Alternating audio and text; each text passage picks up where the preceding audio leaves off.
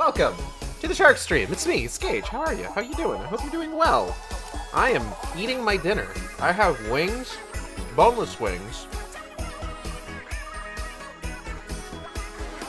and I'm about to try some of these. I've got a combination. I've got some barbecue wings, hickory smoked barbecue flavored boneless wings, and I've got a hot honey rub, which I haven't tried before, but I'm kind of excited to give it a try. I'm gonna try one of those right now.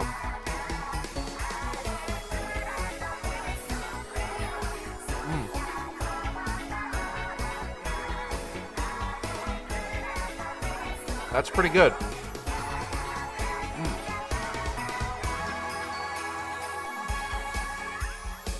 Welcome to Shadowbringers Saturday. I know normally Final Fantasy would fall on Thursdays, but if I waited till Thursday, we risk missing out on the Heavensturn event. So, with everything going on this week, I decided to move around some of the stream days in order to facilitate. We hadn't played we hadn't played Resident Evil Revelations since like mid-December, and like I said, Heavensturn is a limited time event, so I did want to make sure that we got that in there. And then once we finish Heavensturn, we will be continuing our Yule Morin adventure in Shadowbringers, and possibly starting in an Amarang.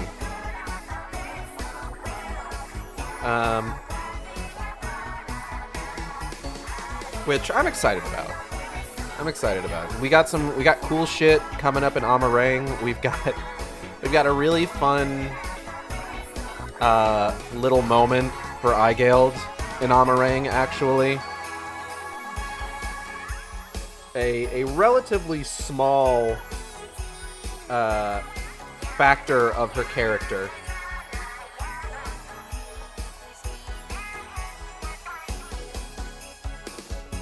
But one that both I and Natalie have worked into our stories for our Warriors of Light. Because Natalie's Warrior of Light, Maya Capra, is present in Igeld's story and vice versa.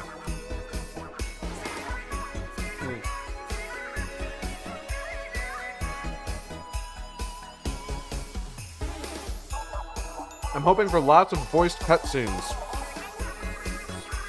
so that I'll be able to eat, but obviously the Heavensturn event, I'm going to need to voice the whole thing.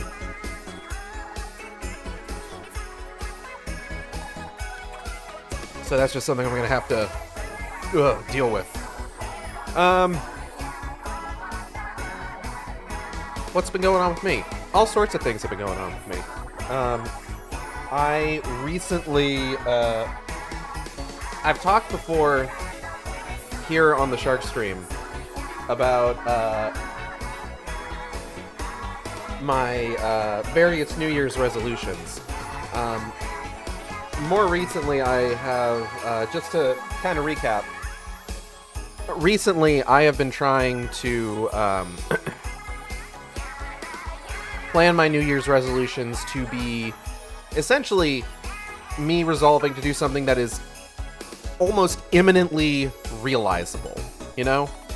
Something that actually would not be difficult to achieve, though it would be...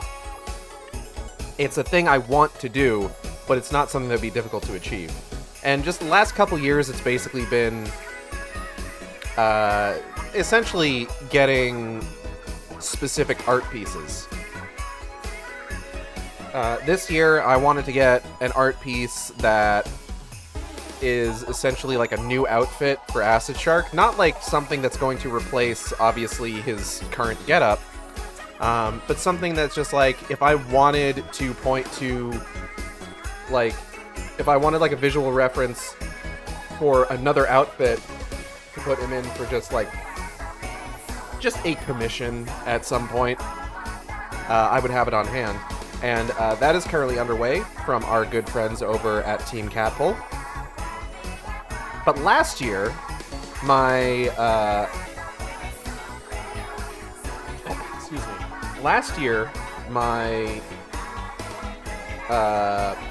resolution was that I wanted to get art of my persona getting piped by the Arbiter from Halo. And just recently, I received that piece from friend of the stream, Molly. Ginger is a spice. And you can check their social media to see it in a tastefully cropped edition.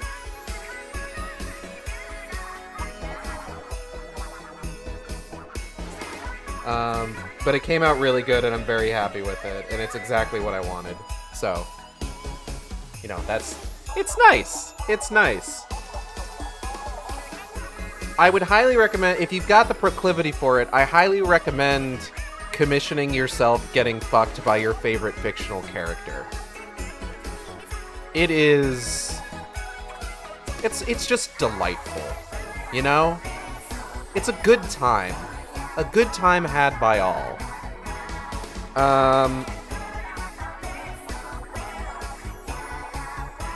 What else? Yeah, I wanted to do Shadowbringers today. Yesterday and today, I was debating whether or not... I'm going to turn the music down just a little bit more, because I feel like it's still kind of loud. Yesterday and today, I was kind of up in the air about... there was a part of me that wanted to do Shadow of Mordor, but I want to... I'm currently... I think I mentioned this yesterday. I'm currently working my way through Fall of Numenor. Enjoying the hell out of it, by the way. I'm hoping that by reading this and really getting into it, it better prepares me to try going back to giving The Hobbit or Lord of the Rings another shot. And maybe I'll get like a nice copy of one of those. But I'm really enjoying this, and I want to be able to talk about it. Maybe not like in depth, but I'd like to be able to discuss my thoughts and feelings about the narrative and the characters present in the book. I can tell you right now, Aldarion's kind of a bitch. I mentioned this during the Hobbit playthrough. I respect the hell out of Tolkien scholars. The fact that you can become a scholar for like this richly detailed fictional world is like almost aspirational. Like the idea that someone could like create something that is so beloved that you've got people discussing its impact and like the fictional history of it for years and years and years after you're like dead and gone. That's the fucking dream.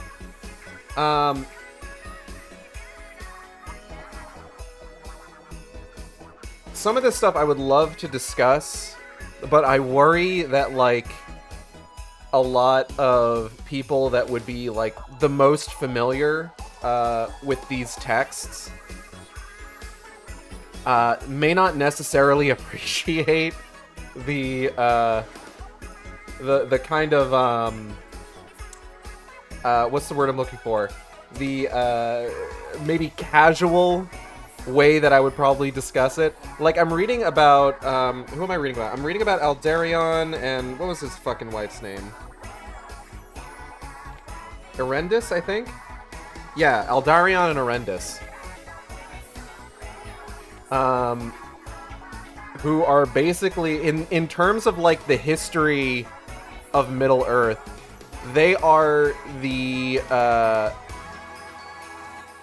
premier example of the straights are not okay, I would say.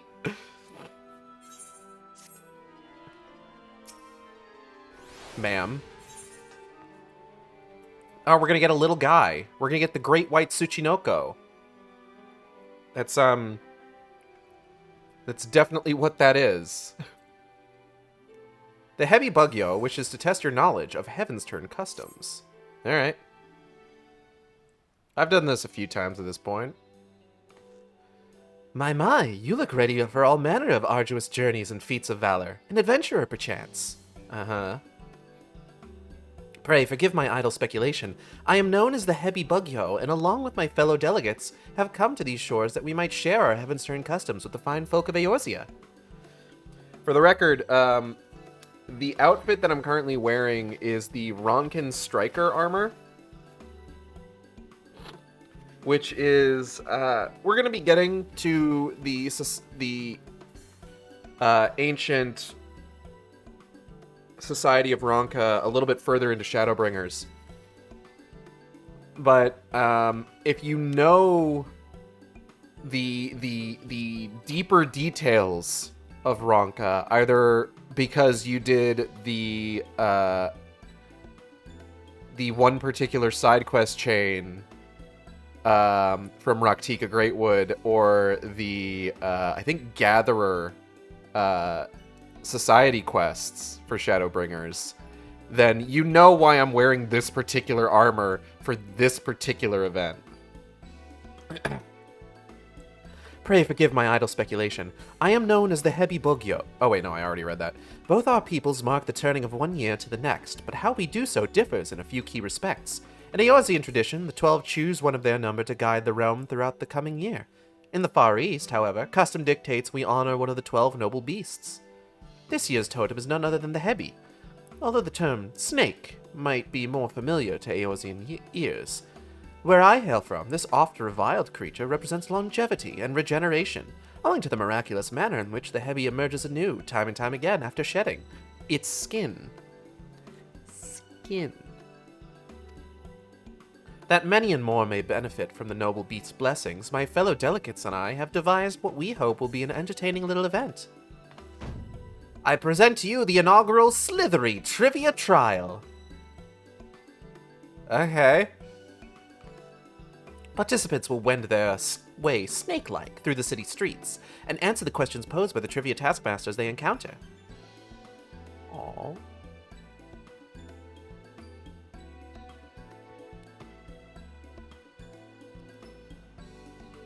Oh, they seem nervous. I have bid my sisters, the 3 Hebi Yoriki, await their charges at certain locations throughout Limsa-Lominsa. She has fallen asleep. And she's just bored. As for you, adventurer, I urge you to seek them out and put your knowledge of Far Eastern customs to the test, and rest assured that an auspicious prize is yours for the taking should you succeed. Your sisters don't seem to be enjoying themselves? Consider it a means of stocking up on good fortune before your next foray out into the world. How about it? Have I piqued your interest? Consider my interest piqued. Okay. This little event of ours is first and foremost about promoting insight and understanding. To that end, should you find yourself stumped during the quiz, simply say so, and my sisters will provide a helpful hint. Probably. Maybe. I don't know. If it is a perfect score you seek, you may also wish to speak with the Hebi Doshin and acquire the knowledge you need. The first quizmaster you shall face is the eldest of my younger sisters, the Blue Hebi Yoriki. You'll find her a short distance north of here. Pray shed your misgivings and venture forth. Okay. I'm gonna eat a hot honey boneless wing first, though.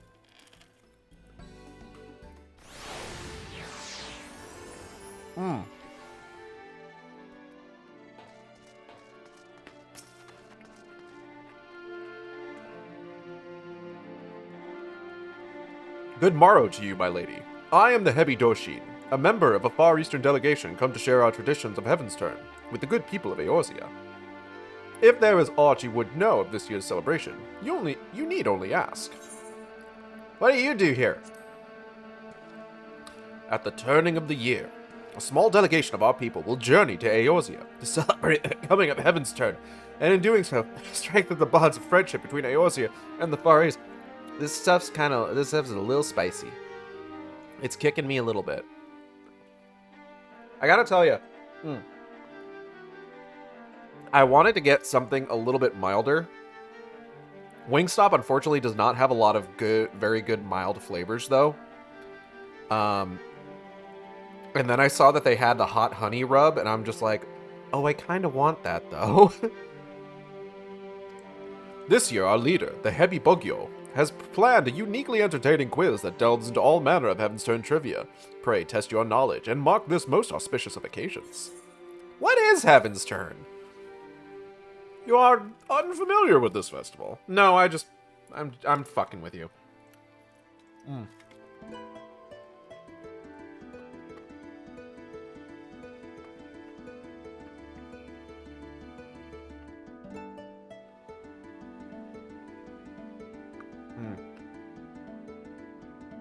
When I was discussing with my housemates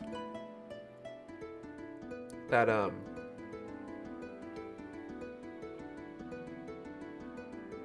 I wanted to get something a little bit milder.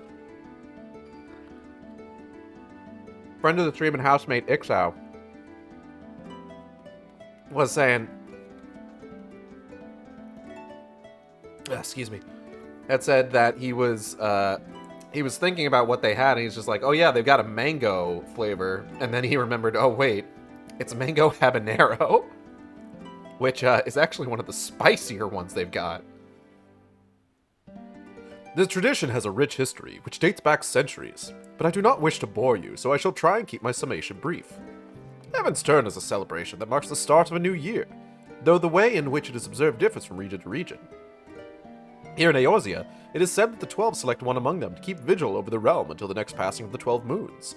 I believe this year it is Limlane, Watcher of the Seas and Goddess of Navigation, who has been charged with this duty. But don't blow a kiss at her. She will murder you. In the Far East, however, the changing of the year is heralded by one of the 12 totem animals. As you have no doubt discerned from my helm, this year we pay homage to the revered Hebi. I speak of the creature you would know better as a snake. I come seeking knowledge. Gross. Say no more. Pray listen carefully. We Far Easterners are fond of our superstitions, one of which concerns the Hebi, a creature said to bestow great fortune upon all who behold one. Hello, Xanda. But Hebi are as multifarious as they are scaly. Who the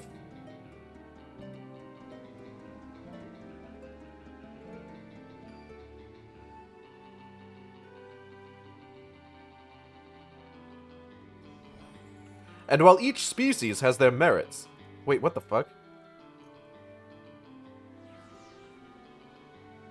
That dude's playing Night of the Wind.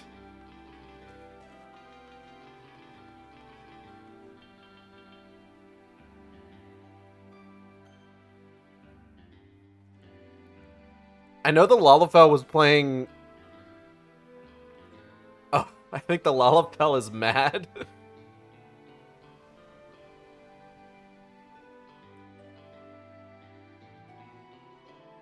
Oh, and they're gone.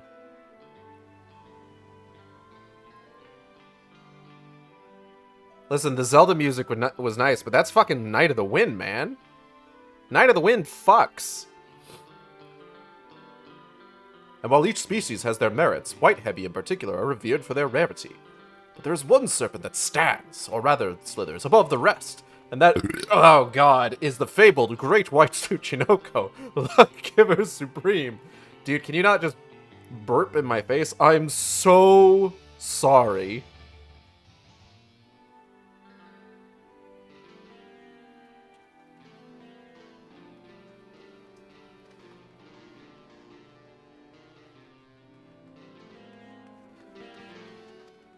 Traditionally, the people of Hingashi have used rice cakes to decorate their homes and represent the creature when praying for its blessing. I keep getting distracted by this Hrothgal over here playing fucking Night of the Wind. That's dope as hell. Ugh, my nose is running.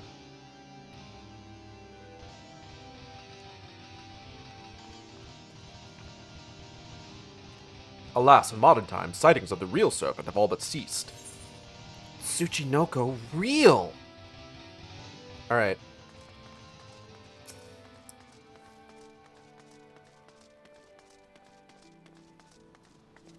Hello, I am here to cause you distress. The bracing ocean air, the hustle and the bustle. What a marvelous place. I do hope my dear sisters and I get a chance to do some sightseeing.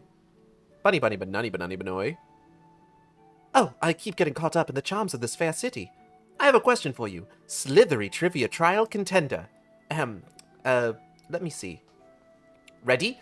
As you are no doubt aware, the snake is considered a most auspicious creature in my native Hingashi. But what blessing can one hope to receive from the humble Hebi?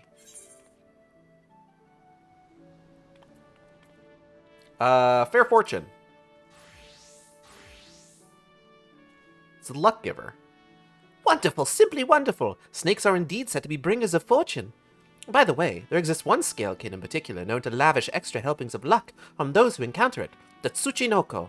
Where other serpents are sleek and slender, the Tsuchinoko is broad and bulbous. Alas, few have ever laid eyes upon its decidedly unsnake-like form. Anyhow, that brings my section of the quiz to an end. You'll find my younger sister, the yellow Hebi Yoriki, by the Drowning Wench. Pay her a visit for the next round of the Slithery Trivia Trial. Yeah, alright. Ugh.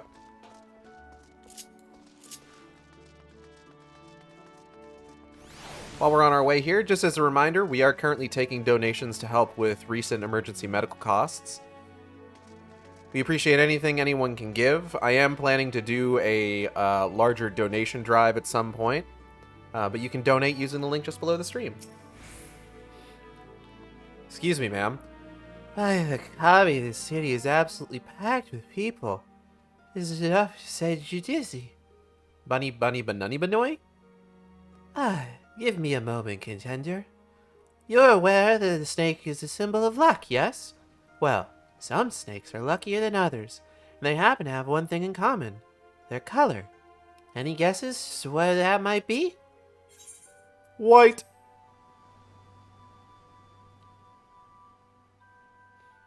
Very good. White is the correct answer. White snakes are rare and mystical creatures, hence the association with good fortune. But when it comes to rarity and mystique, there's one snake that deserves special mention. The elusive great white Tsuchinoko.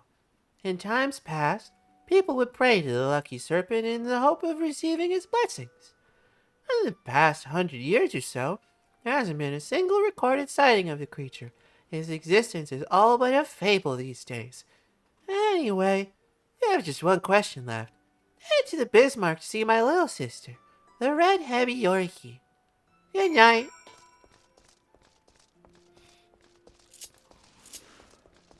Ow, ow, ow.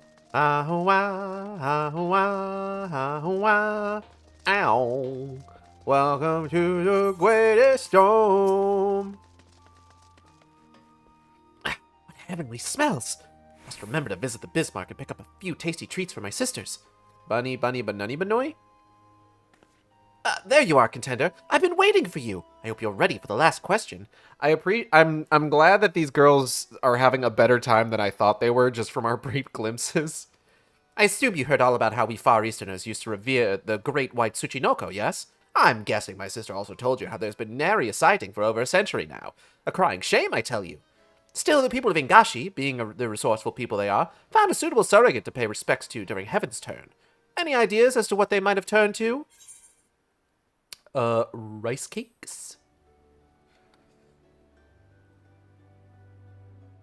Rice cakes, precisely. To be honest with you, I'm surprised an Aeorzean would even have an inkling. Color me impressed. Yeah, I'm very smart. I'm super cool and sexy, and everyone wants to fuck me. When I say cake, you're probably thinking of something nice and light, but the rice cakes we decorate our homes with during Heavensturn in Hingashi are rock hard. We take one pebbly hard rice cake and stack it on top of another. You have to use your imagination a little, but they're supposed to look like the Great White Tsuchinoko itself. Well, that brings us to the end of the Slithery Trivia Trial. Thanks for taking part. You're welcome. Alright, let's have one of these hickory smoked barbecue boneless wings. These are big, Jesus. I'm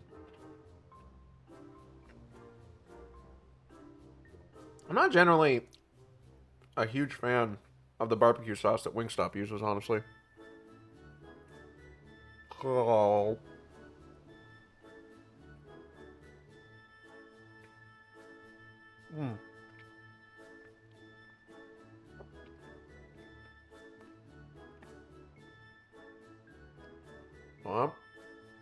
Hold on.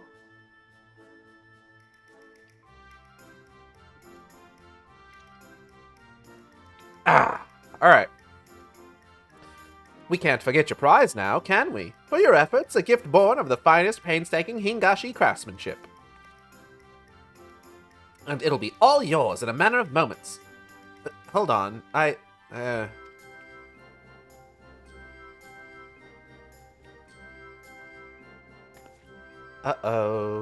Blast! I could have sworn we had plenty left. Aw.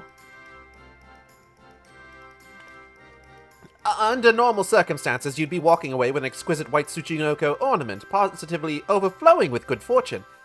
But surrounded by all these enticing scents, I completely forgot to restock. My big sister is going to be livid.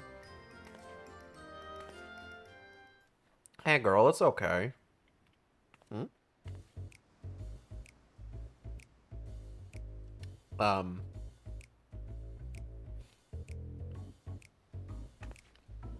Oh. Seems there was one left after all. Phew. Sorry about that. Anyhow, it's all yours. Oh, and, it's impertinent to even ask, I know, but could I trouble you to tell my sister, the heavy Bugyo, I mean, that I've run out of prizes? I'd happily fetch more myself, but I ought to stay here just in case another trivia challenger shows up. So, can I count on you? Uh-huh. Much obliged. May the Kami guide you.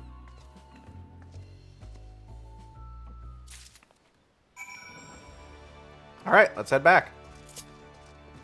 Let's go up this way. Barbecue. Na na na.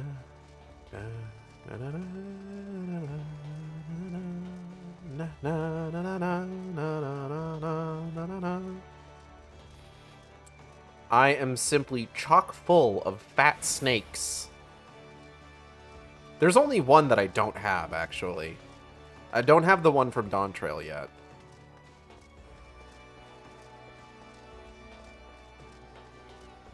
I suppose technically if we're looking at all of the chubby serpents, I also don't have, like, the one that costs, like, millions of gil.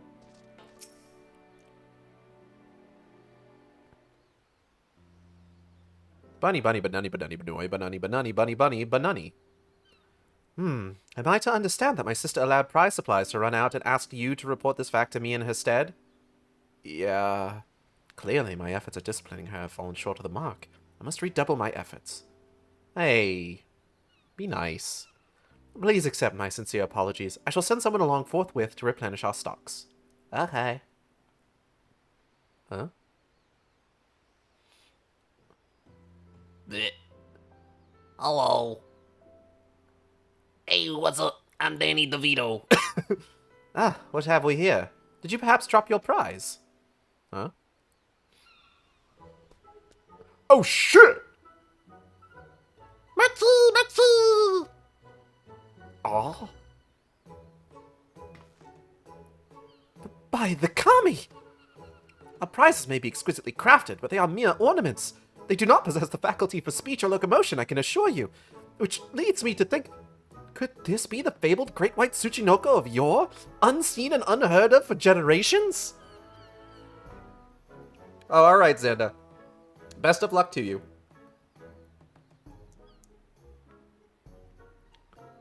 I don't remember if there is one from Dawn Trail. Yeah, there is no scree for Dawn Trail. No, there's, isn't there...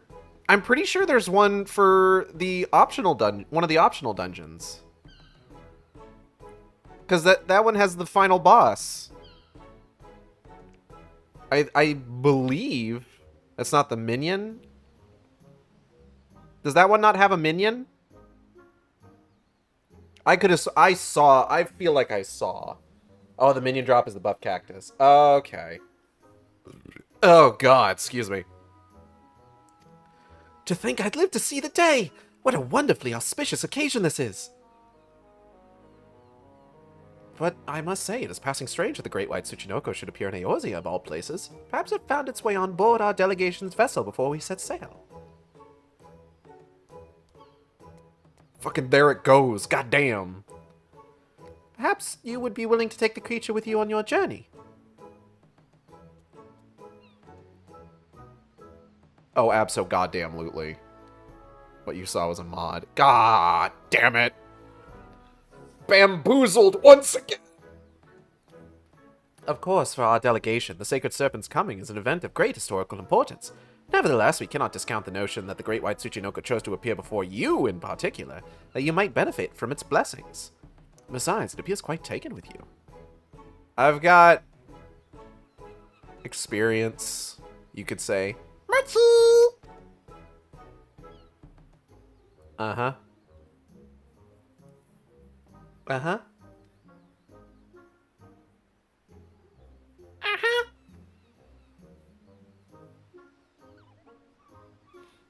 Before I forget, I should point out that omikuji are available to draw for the rest of the Heavensturn season.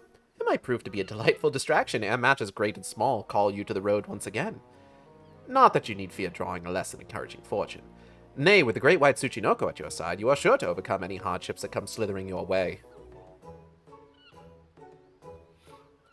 You have my heartfelt thanks for joining in with this humble endeavor of ours. May the hallowed Hebi guide you on the path of fortune till the heavens turn once again. Hell yeah. Let's go get my fortune. Ugh. The Far Eastern Omikujishi is offering his services for the remainder of the Heavensturn festivities this year. Speak with him and see what fortune has in store for you after your rendezvous with the Great White Tsuchinoko. Now, if I recall correctly, my last couple years of fortunes have been bad. Greetings, my friend. I deal in omikuji, traditional Far Eastern fortunes. Would you care to draw one? Let's fucking do it, man. You may draw as many as you like, but know that you must pay a fee of 100 gil per draw. Very good. I shall be happy to oblige.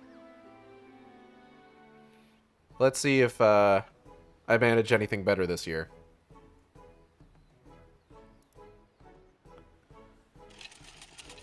Shake it, shake it, shake it, shake it.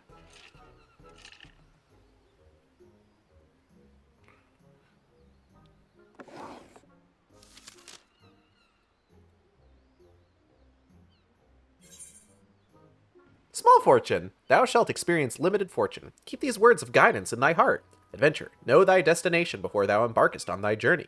Relationships. Hone thy perception and gain insight into the hearts of others. Prosperity. Although it be at great expense, thou shalt obtain the object of thy desire.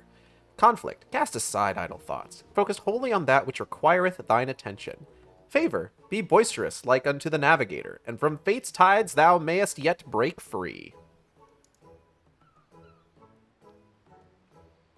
I'm okay with this.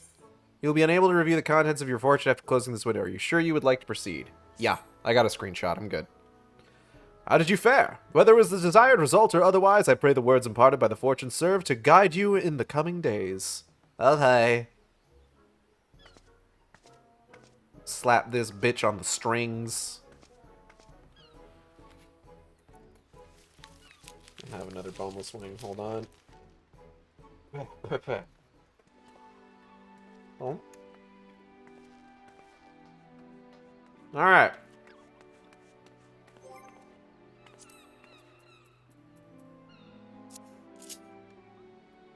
So, next up, it's time to continue Shadowbringers. One moment. We're just gonna pop over to the chat space real quick while I get where we need to be.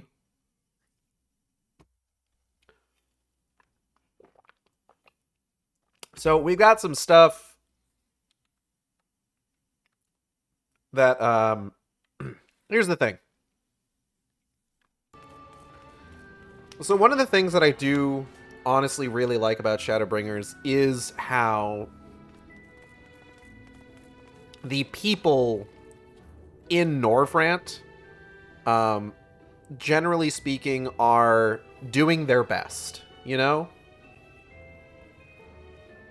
Like, they are not in denial of the danger of their world, but they're still striving to live, for the most part. However, that doesn't mean that there's not any kind of, like, I talked about this, that, like, and the vibes that of Endwalker are what I thought the vibes of Shadowbringers were going to be. But Shadowbringers still goes some interesting places, let's say. Off you go. The city is yours to explore. Oh, but do be careful along those outer walkways. I should be most upset if you were to slip and fall. If my wife has given her permission, then you need not seek my say-so. All I ask is that you behave yourself. Draw no attention and be respectful at all times. Alright. Free to sightsee. Alphino would send you to the city to explore. Now you've the opportunity to experience Yulmore. I suggest you make the most of it. Explore the city top to bottom. In other words, I would start with the canopy and go from there. Try wandering around the market stalls, mayhap. Such places are usually filled with colorful characters, only too eager to share local gossip with a friendly visitor. I would appreciate it, of course, if you could share any discoveries with me in turn. We should both learn as much as possible about our, new place of residence. Yeah, sounds like a plan. Alright, where are we headed? Excuse me, Miss Maiden, first name Amiable. Oh, hello there. A fresh register, are we? You seem a little lost. Uh-huh. Well, 'tis lovely to make your acquaintance. Ahem. Speaking of acquaintances, you wouldn't happen to have run into my attendant on your wanderings, would you? Big strong lad, long hair, tied back. He was escorting me on a shopping errand when I realized I'd dropped my handkerchief, and now I've been waiting here all alone while he's been off searching for it. I'm not terribly fond of being alone. If you do see him, I would be obliged if you could pass on this message. Forget the silly handkerchief and return to my side at once. Alright. I like how Godbert haunted something I wrote. Oh, yeah? Oh, you did write something, didn't you? I haven't read it yet. Give me a second. I wanna finish this food.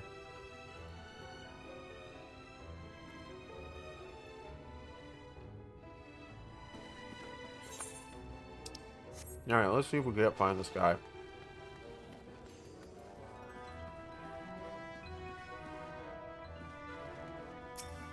Oh, shit!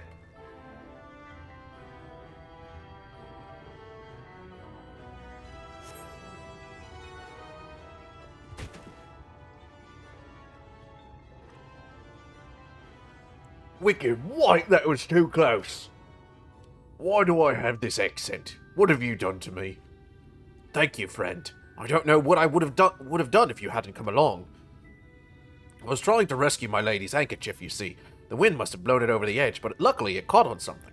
I thought if I could just stretch out far enough. You must think highly of your mistress.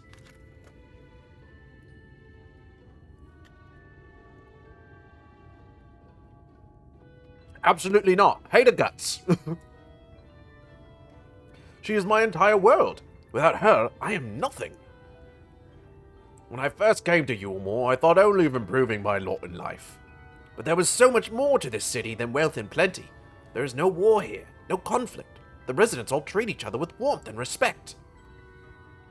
My mistress has been ever so kind to me, and I can think of no other place in Kalusia where I could possibly be happier. Sorry, I must have gotten a bit carried away. I find it hard to stop when I start counting my blessings these days. Please, you should come with me to meet my lady. Once she hears of your deed, you'll be witness to her generosity firsthand. Bunny bunny banani banani banoy. What? Lonely, you say?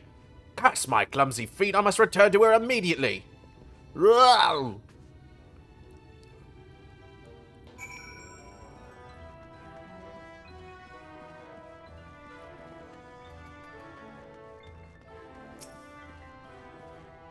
I will never leave my lady's side again.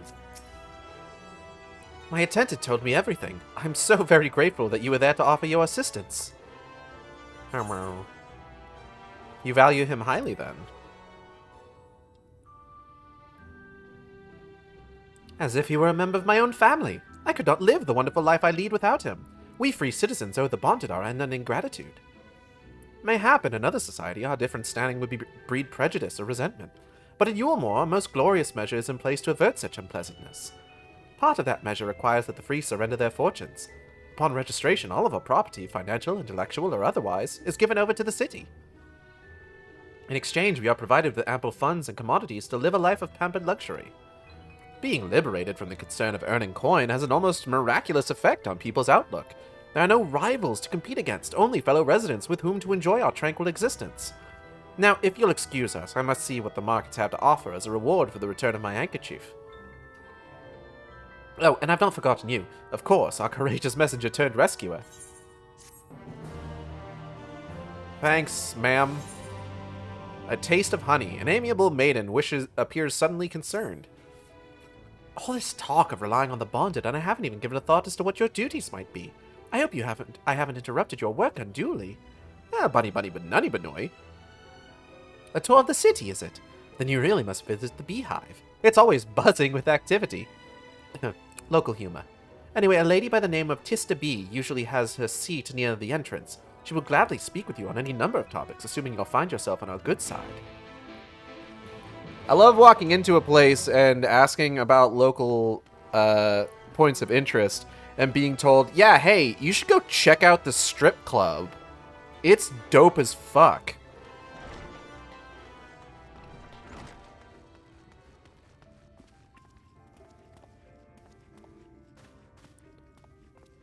It's kind of boring before we spruce it up, huh? But they're doing their best. It upsets me that they still have pants on. Anyway. Excuse me, ma'am. Welcome to the beehive, my little drone. Seeking the sting of excitement to liven up your day? Yes? I can tell at a glance when folk are new to our happy colony. It's the nervous fluttering, you see. Always gives them away.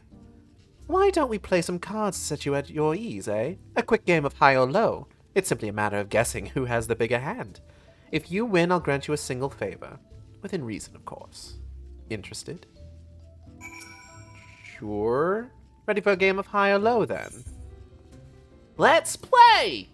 Good for you. No time like the present, I say. 3 cards for you, 3 cards for me. You flip one of yours over, and I flip 2 of mine. Alright.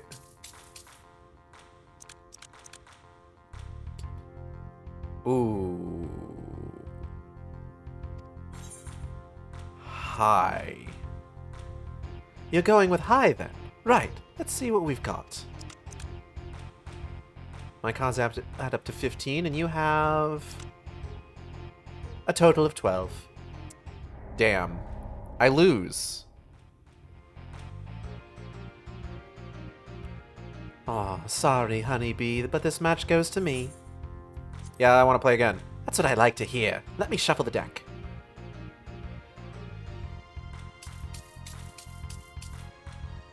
I don't know what the favor is, but by God, I'm going to win it.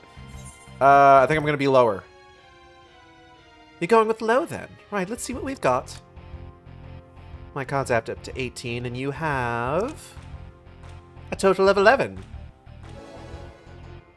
Fucking nailed it. Congratulations, your guess was right. Usually I'd concede defeat at this point. What do you say to a rematch? One more win, then we'll talk about that favor. Okay. Another match of high or low? Come now, little honeybee. We all need our diversions. Sure. That's the spirit. Let me sort out the deck. Alright, I'm gonna just... Oh. Bench 5. 3 cards for you, 3 cards for me. You flip one of yours over, and I flip 2 of mine.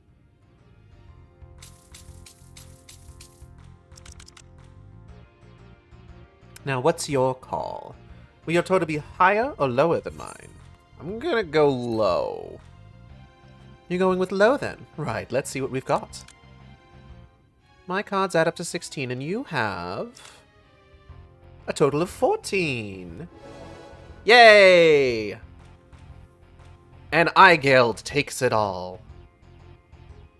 Well, well, would you look at that? I think you've got a knack for this newcomer. Congratulations, victory is yours, as is the prize I promised. Come whisper in my ear, then, and don't be shy. Tell old Tista what she can do for you. Bunny bunny banunny banoy. That's all. How delightfully wholesome. But if knowledge is what you want, then that is what you shall have.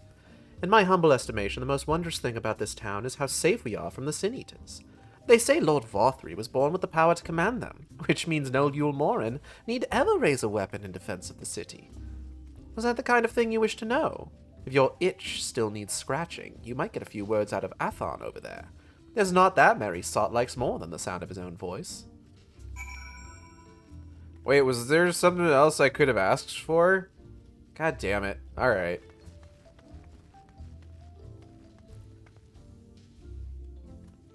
Excuse me, sir. Can I interrupt your flirting for a moment? What is that? New to Yulmore, you say? Yeah, only just arrived and already you're looking to peel away the layers of mystery. Oh, I'm all for chatting, but you need to slow down and enjoy life, my friend. I tell you what, you hop up on stage and give us a dance first, and then we can have our little talk. What? Okay.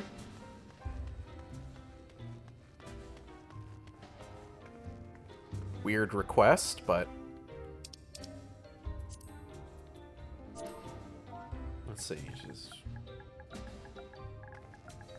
Dance.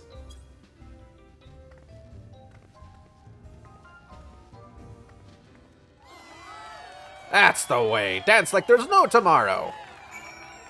Oh, they like me! They really like me! Okay, now give me information. Now that was a show. You're welcome to clamber up on stage anytime you like. I might take you up on that. So what was it you wanted to ask me? Ah yes, something about our fair city. Well, I can tell you, it wasn't always so peaceful as it is today.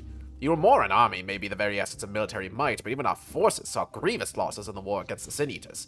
Things changed for us, around 20 years ago now, when the old ruler's son came to power. He's got this way with the Eaters, you see. Turns them docile as house cats. I wouldn't be exaggerating to say they've become something of an ally to Yulmore, no longer an enemy to be feared. And yet elsewhere, there are still fools who insist on fighting their losing battles. Ha! A toast to Lord Vorthry! You've gained a preliminary sense of the city. The Chais, and Alphino, will be expecting your return. This is all concerning, to be sure.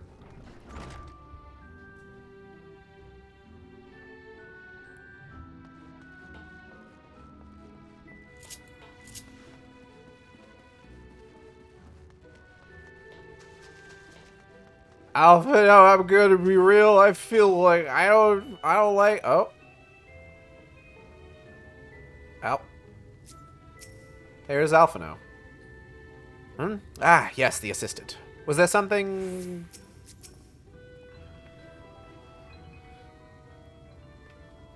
Oh, you've returned from your jaunt around the city. So soon. You needn't have hurried back. Young Alphino has yet to put brush to canvas. One cannot rush good art, I'm told. Or good artists, apparently. Ah, finally. Aw, eh? Damn, bro. Sick threads. I've put together an ensemble out of the garments you chose. Is this satisfactory? Oh, goodness gracious me, that last outfit was precious, but this makes you look positively dashing. You truly are a handsome boy. However am I to decide? What happened to painting? I don't recall this part of the artistic process.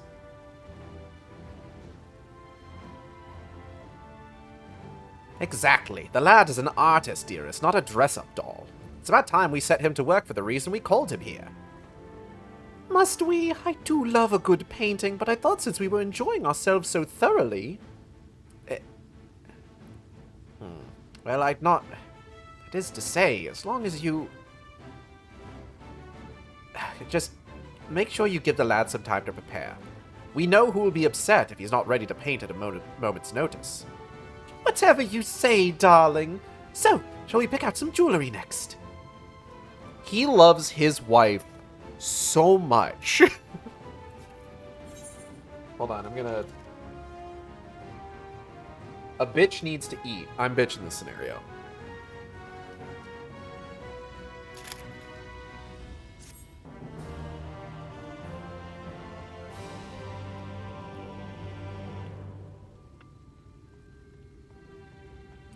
Does Julia Chai have Lalafell animations? Like, I'm noticing that. Like, that excited animation was a Lalafell animation. She does? Okay. I really must have your mentor concentrate on his art. Our anniversary will be upon us soon, and I promise to have a portrait to commemorate our union. I think Alphino looks simply precious in the more frilly fashions, but he seems the most comfortable in traveling wear. So I settled on his current wardrobe. It's not a common style in Yulemore, and I can just imagine the heads turning as he strides through the crowd. You look good, kid. Lady Chai has a very particular sense of beauty, and apparently that extends to how I should dress whilst painting. This obsession of hers works in our favor. The time I spend indulging these distractions is time you can use to continue your explorations. For this excursion, I'd like you to delve into the layer below us and sniff sniff about the military headquarters. I'm sure the understory has its own tale to tell. Yeah, alright.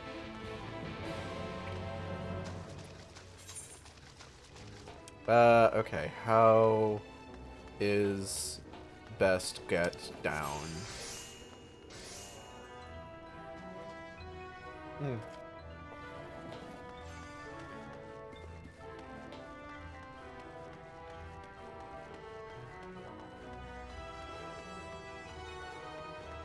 Gulp. I'm gonna give you $100 when the God of Thunder isn't so upset. Oh, wow. Thank you.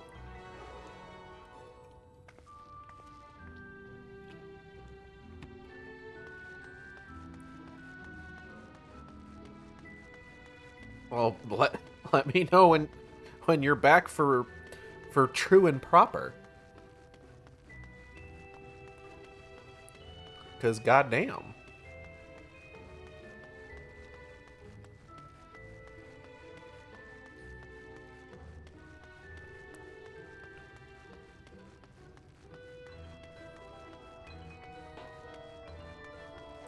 Wait, hold on.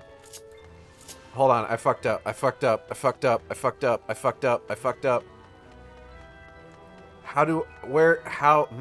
Hold on.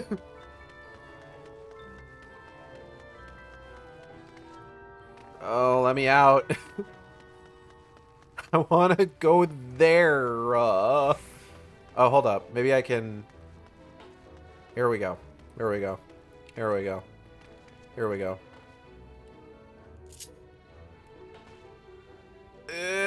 Damn it. Okay. Hold on. I can make that.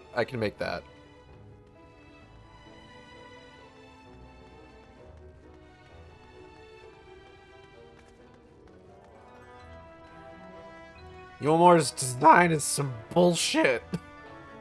Fuck this place. What is this thing? The mainstay.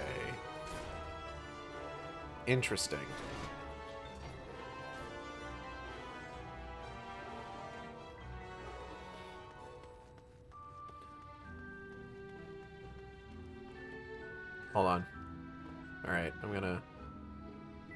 Just gotta line this up. Nailed it! On stream. You all saw.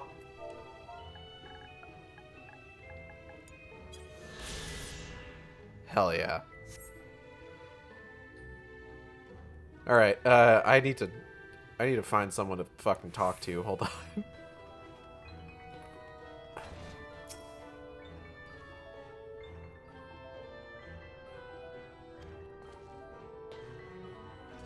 Ka-chunk.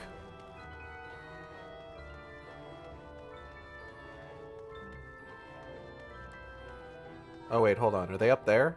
Oh, wait. What the? Excuse me?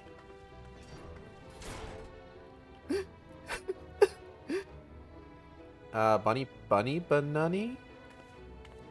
You're one of the bonded, aren't you? Like me. Please, I need your help. My throat, I can't sing anymore. I've been making excuses, but it's just not getting any better.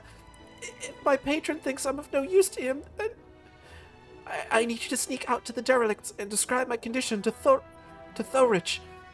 He has a list of symptoms, and a hunk of meal to pay for his medicines. Please, I have no one else to turn to. Yeah, okay.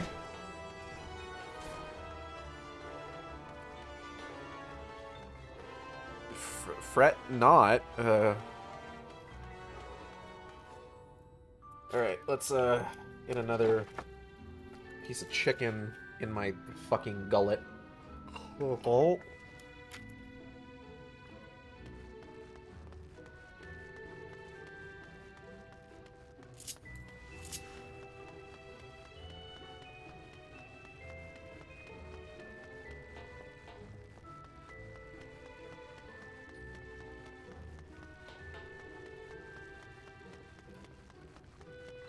God, the design of this place is stupid.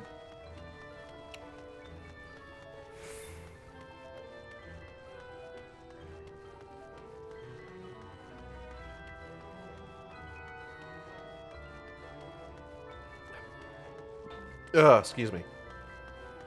Somehow this is Vothri's fault.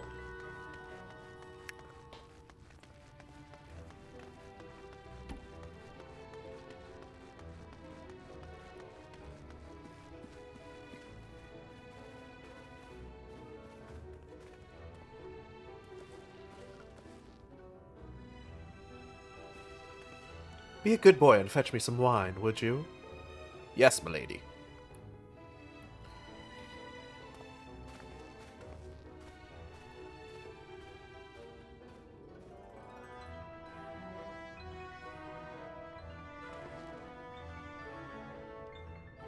Hey girl, hey, how you doing? Nah, I'm kidding.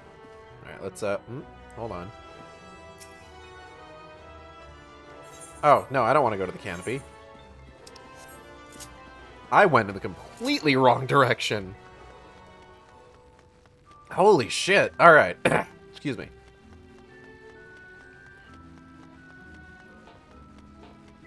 Okay.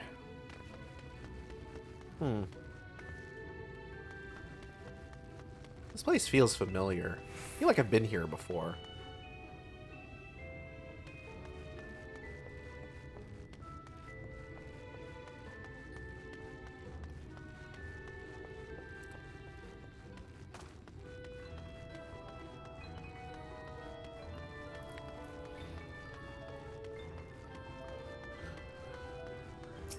Excuse me.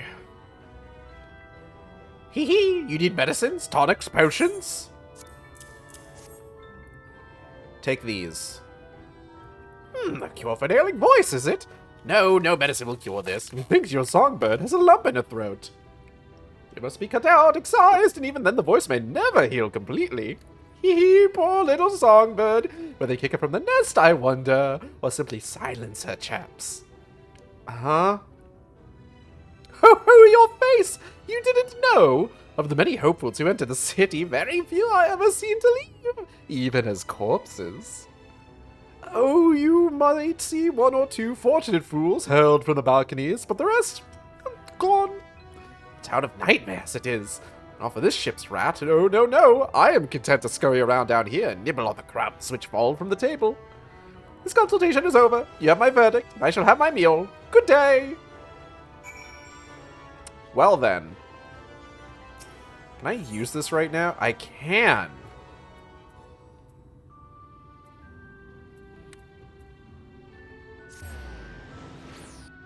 Thank God. Alright.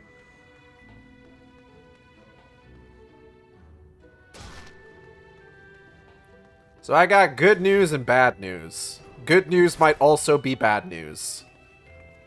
Did you get my medicine? Bunny, banunny, banoy. So that's it. What am I to do if I can't sing? Ah, there you are, my sweet canary. Have you been crying again? Don't tell me your voice is still not on the mend. Oh, generous sir, have mercy. I've done all I can, but even the apothecary said... Blah, blah, blah, blah, blah, blah, blah, blah, blah, blah, blah, blah. Excuse me. So you've been suffering all this time. I'm sorry, my pet. I hadn't realized your affliction was this grave. But you needn't fret. I'll not reward your hours of trilling by casting you out into the street. You are too kind, sir. But what use am I if I cannot sing?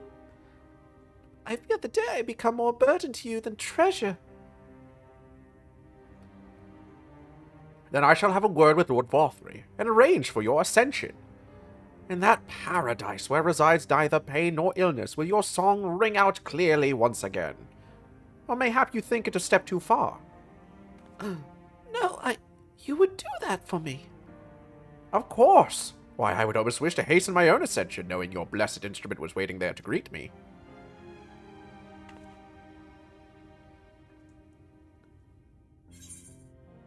Ascension?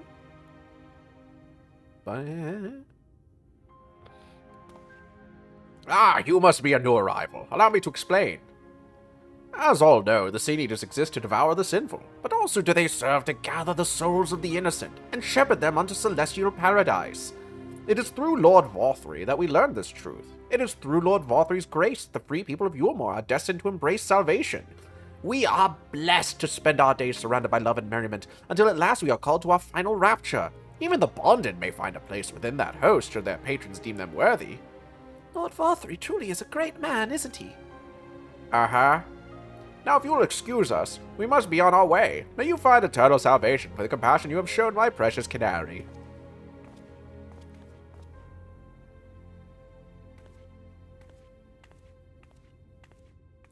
Hey, quick question. Hey, quick question. Because if I didn't know any better, I'd say you're trying to spin murdering this girl as a good thing. Is that what's happening here? Hey, quick question. Just it's a tiny thing. It's a minuscule thing. Are you saying she's going to die?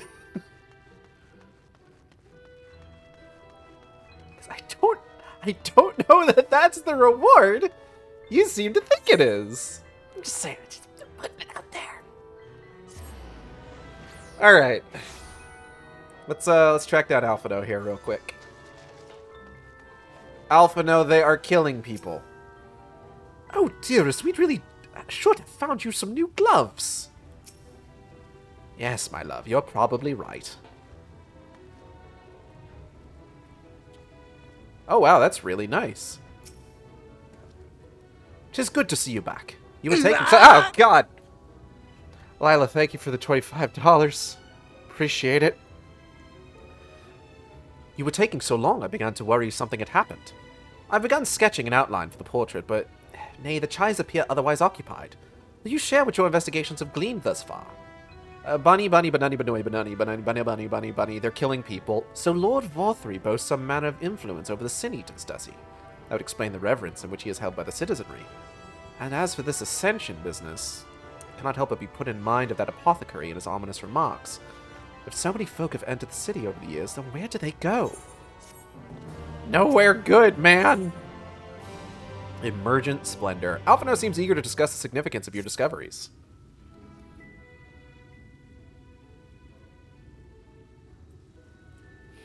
Is this one voiced? I finished eating, so I mean, like... I take my eye off you for one moment, and you're chattering away with that assistant of yours. Am I to assume the outline is done, then?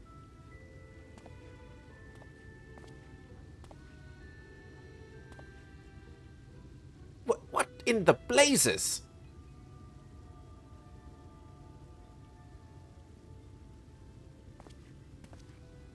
It's so unflattering. Explain yourself, Alphino.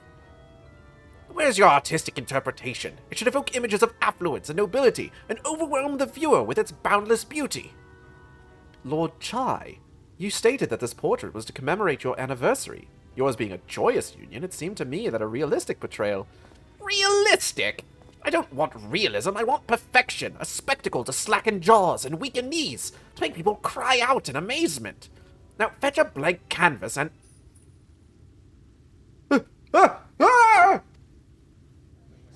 Huh? I say, did that come from above? The fuck?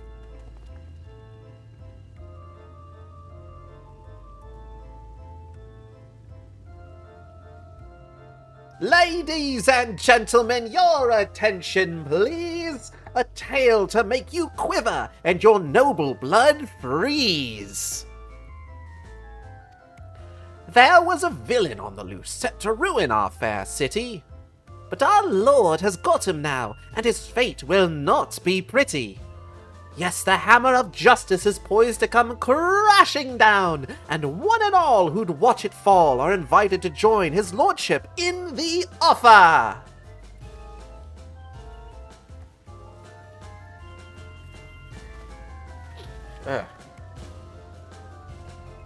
A malcontent? How dreadful. And this man is to face sentencing? That's right. In fact, if you're curious, it might be worth you going along for the experience. The offer they mentioned is part of the Emergent, the level above us where Lord Vorthry resides. Ordinarily, you would be barred from entering, but it seems they'll be opening its doors for the next little while. The Crown Lift will take you up there. We had better not dawdle then. Uh-huh. Da-da-da-da. If you want to see justice being served, stop dawdling and take the Crown Lift up to the Emergent. You will be careful around that malcontent, won't you? I should so hate for you to come to any harm, although I imagine Lord Vorthry has the villain well under control. Okay.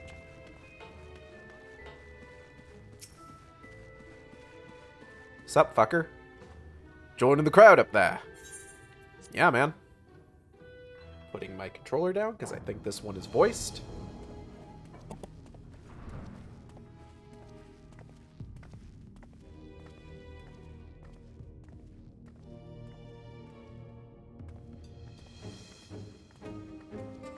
That's him. That's Vorthry.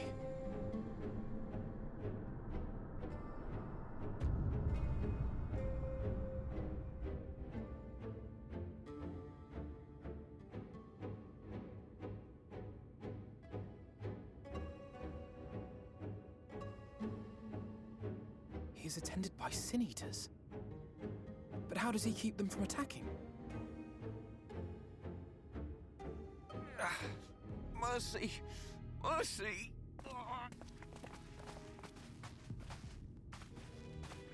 By the 12.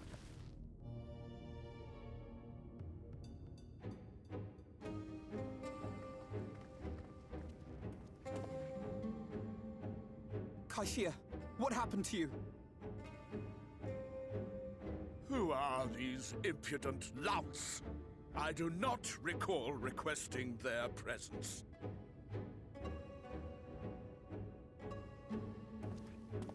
Lord Vorthry, what is the meaning of this? Why is this poor man bleeding to death on your floor?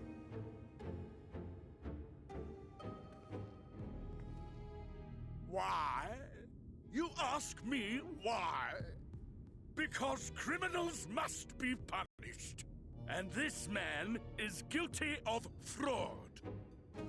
He came to us claiming to be a man of business, yet his subsequent conduct has shown him to be anything but.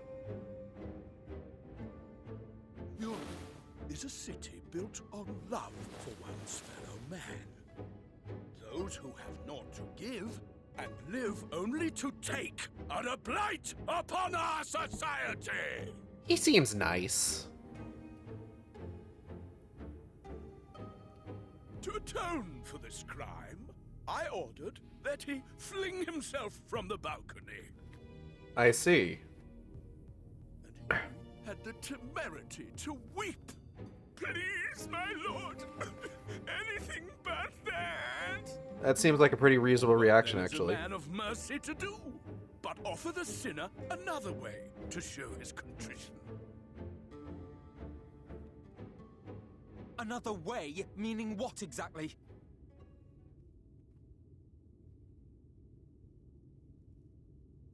Sin eaters are part of Yulmor's society, but they must be fed with ether. Living ether.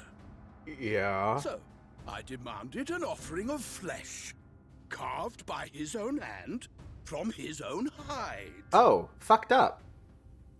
And still, he could not do as I asked. A wholly unsatisfactory performance.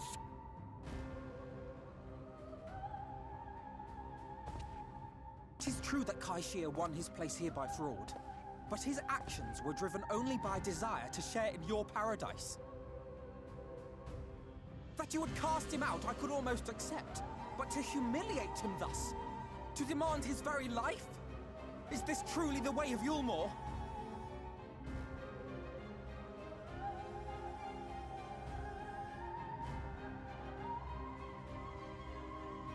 Oh, you dim, deluded child.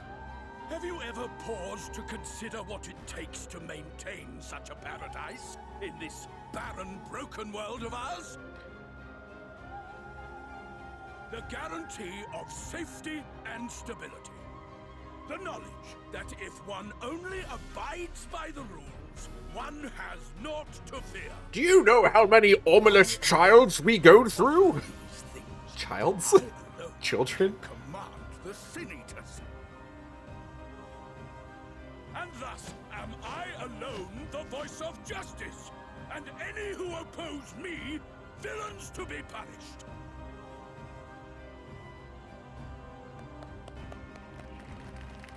Oh, cool. Wait. And people call this paradise.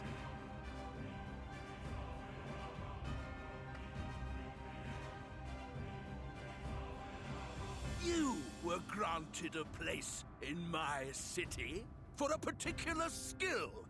What was it? Painting. Oh, an artiste! Then you shall paint a picture for me of Yulmor. If I find your art pleasing, then I may excuse this display of insolence. Is Yulmor just a city of bad commissioners?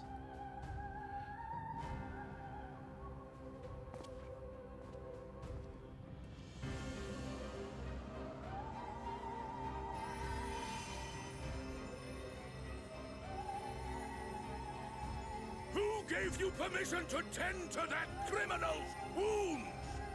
I told you to paint me a picture! I will pay you in exposure!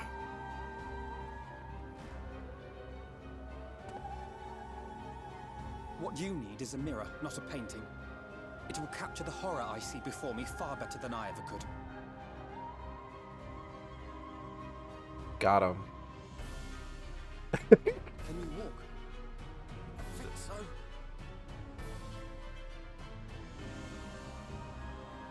Bro is flabbergasted.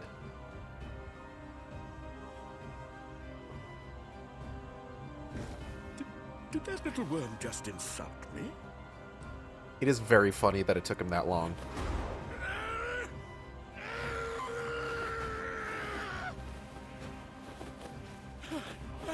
I'll kill them! I'll kill them all! I'll enslave their minds! I'll torment them! Torture them! Then tear out their hearts!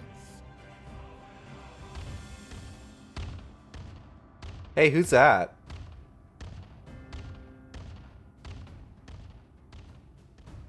Don't worry about it. So yeah, that's Vothri. He seems like a pleasing individual. There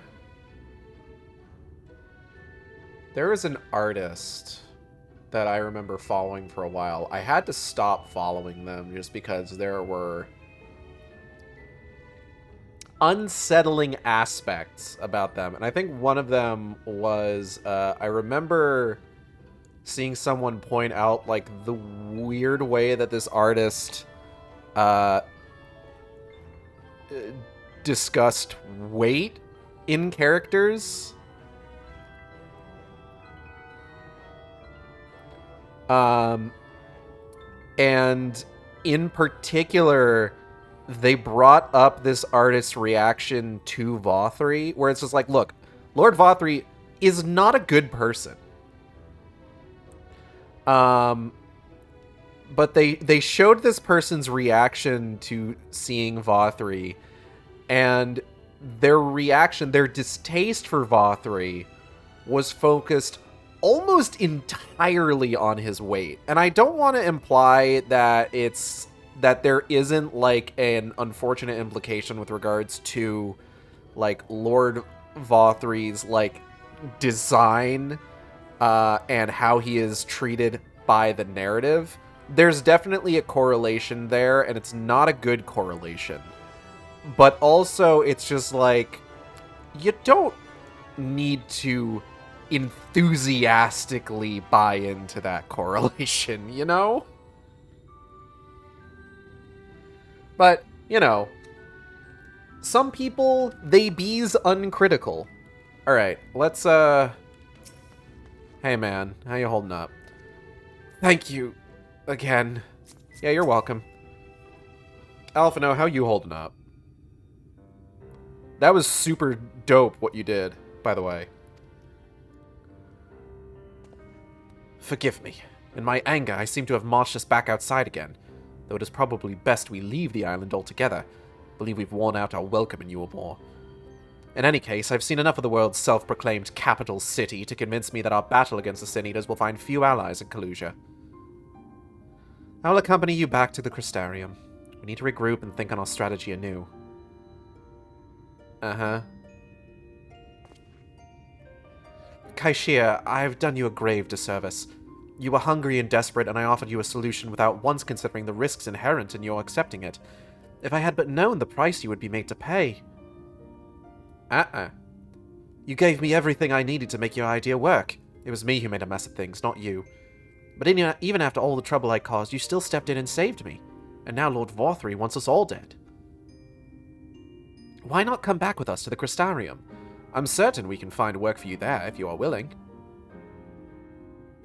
No. That would just be me leaning on your kindness again. I need to do some thinking. Learn how to stand on my own 2 feet. Smile. Very well. But you must promise you'll be careful. The Yulmorans may yet come looking for us. I'll keep my head down, don't you worry. You take care too. Give me the chance to repay what you've done for me.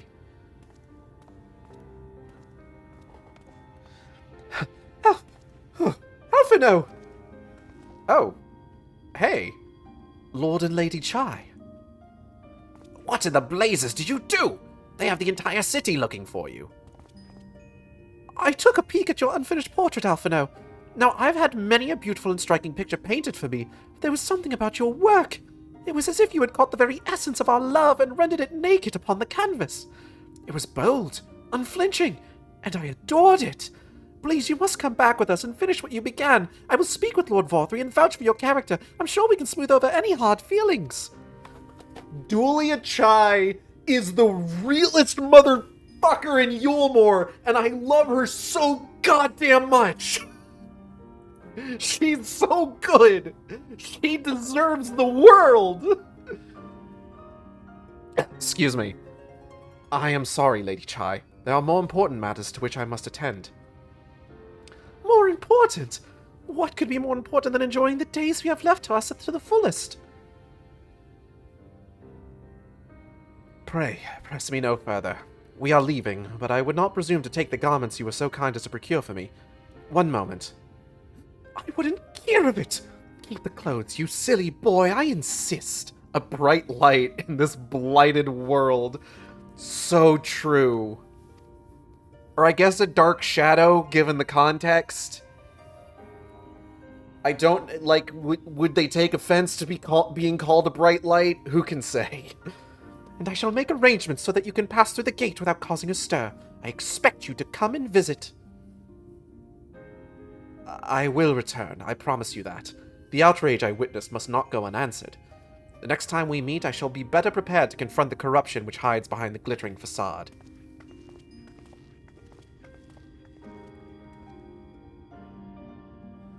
The Chais are so good. They're like some of the best NPCs in this entire fucking expansion. And I love them.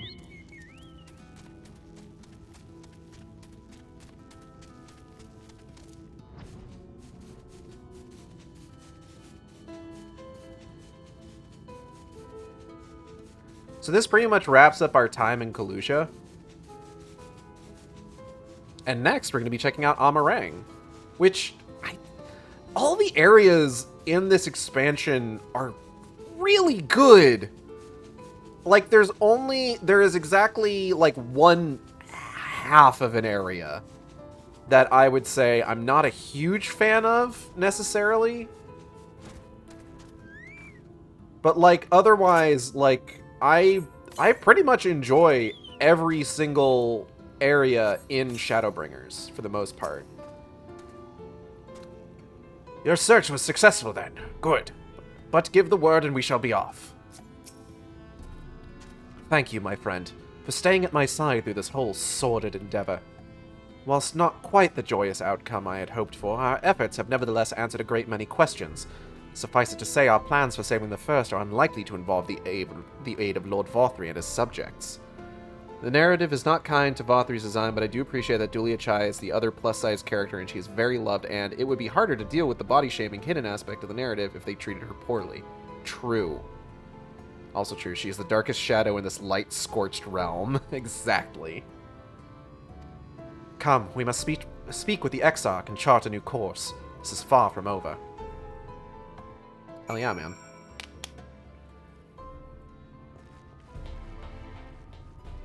Speak with Alphino in the ocular.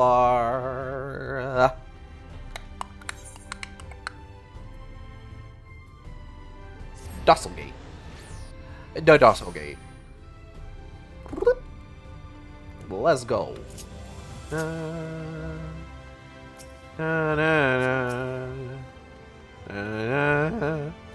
You have business with the Crystal Exarch? Say the word. I would be happy to escort you the. Okay, let's go.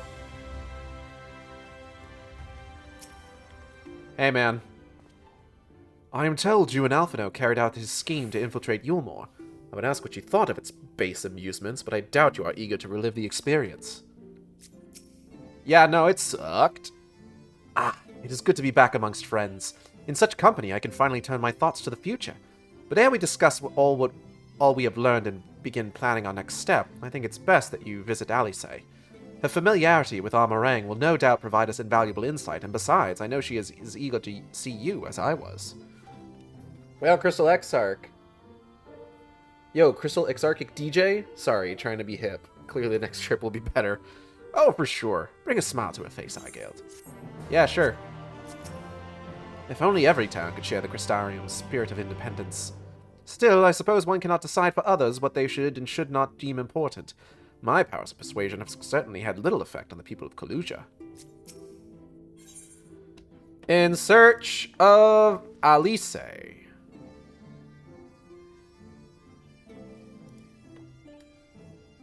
Crystal Exarch is eager for you to meet with Alice. Ready to depart for Amarang. Alice will be overjoyed to see you safe. I know she was particularly concerned for your well-being. She impressed upon me how regrettable the timing of her summoning was. Repeatedly. Here you go. Thanks. I only hope that my part in sending you to her will garner me some measure of forgiveness. Here, this is a letter of introduction addressed to a man named Cassard, the master of a merchant caravan. There are few who know the ways of the desert as well as he does. Find him at the Amaro launch, and he will see that you reach your destination. Your first order of business will be to reunite with Alphino and Alice, and so doing particularly clear, blah, blah, blah, blah, blah. Okay. Oh, Alice definitely threatened the Exarch.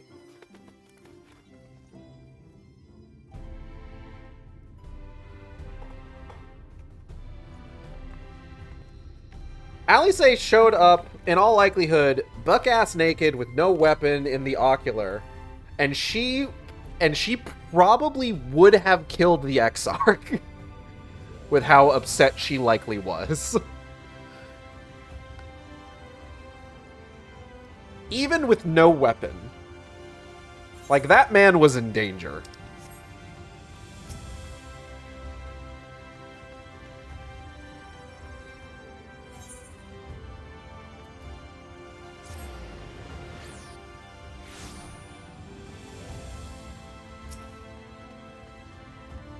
Excuse me, sir.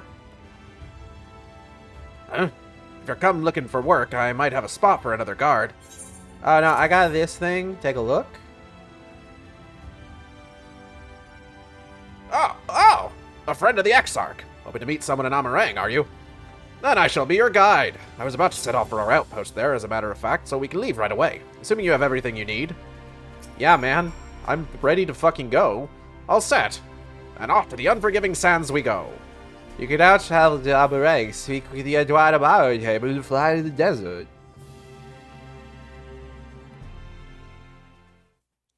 Tell me of Amarang.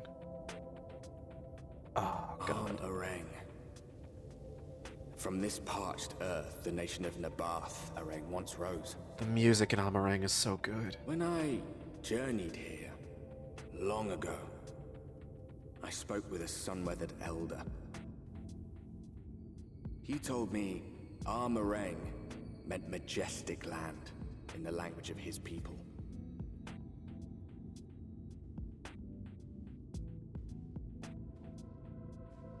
And so it might still be, were it not for the light's unrelenting onslaught. Amarang. Yeah, one of the coolest things about Amarang is the fact that you can actually see the frozen flood of light off in the distance where it was stopped in its advance. Like, let's see. Hazel, come here real quick. Let's get some height here.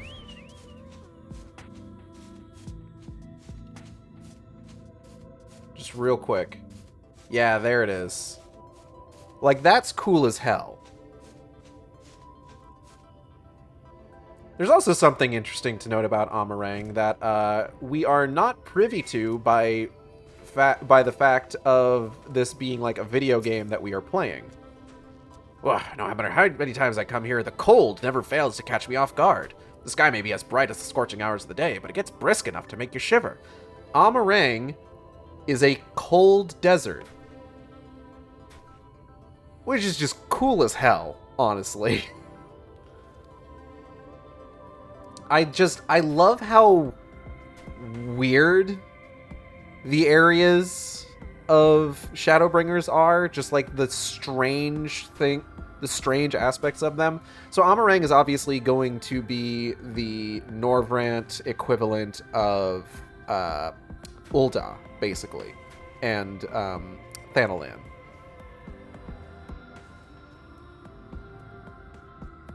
Like there's a lot of, we're gonna be dealing with like merchant stuff in a little bit here, but it's not quite as like cutthroat capitalist. But we're gonna have some fun. We're gonna have some fun. Now, the Exarch's letter said I was to take you to the inn at Journey's Head, which is where this Alice friend of yours is staying. That's a fair old distance, so I propose we make a stop at Mord Souk to break up the trek, allowing me to attend to some business, and you to enjoy the local hospitality. Sound good? Good. Alright, you lot, I'm off, and I'd better not see the goods covered in sand when I get back.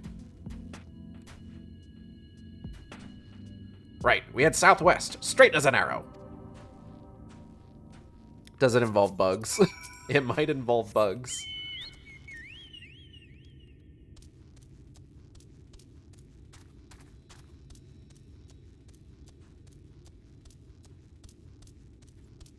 They've also got cool-ass cactuars here.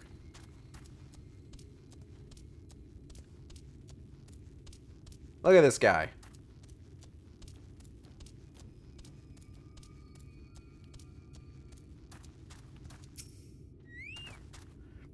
Stop here a moment. This is your first visit to Amarang, is it not? Before you cross the River of Sand, you need to turn around and feast your eyes on that. What am I looking at? Oh.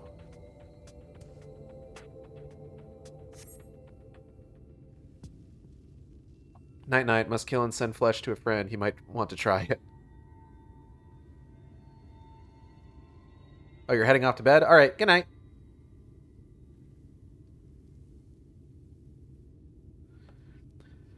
They built them big, didn't they? That's Khazar Sharl, a fortress meant to protect the northern reaches of Nabath-Arang. Seeing what was left behind, I believe it when they say that it was once one of Norvrant's mightiest nations. At least, until the flood came along. Great chunks of Nabath-Arang's lands were lost to the light, its great city included. The few who survived didn't see much point in staying. Most of them, anyway. No, not many chose to come here these days, not with everything in ruins. Even that hulking great fortress has become little more than an Amaro roost from me and my caravan. But not everywhere is as deserted as this place. Just wait until you see Mord Sook. Let's press on, shall we? Yeah, man.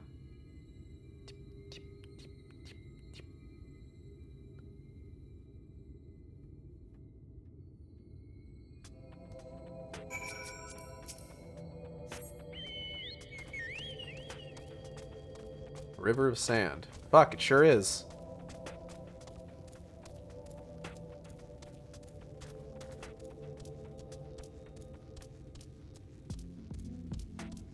Oh, man. This music is so nice.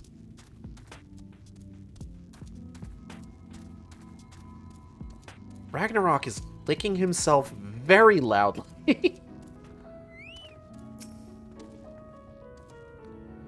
Here we are, Mord Sook. By the blessed shadow, I love this town. Sick, bro. Cassard stands at the entrance to Mord Sook, an eager smile on his face. Mord Sook. Not just full of Mord, but Humes and all manner of others, too. It has long been a refuge for folk displaced by the flood, so the population is nothing if not diverse. Oh, and have you met a Mord before? They might look like shifty little blighters, but a more welcoming lot you could never wish to meet. Speaking of which, we should pay our respects to Master Gengen. I'll go ahead and let him know we've arrived. Alright.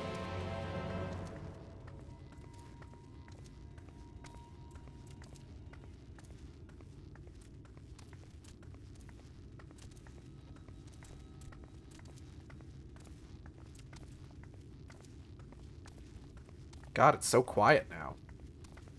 It's nice.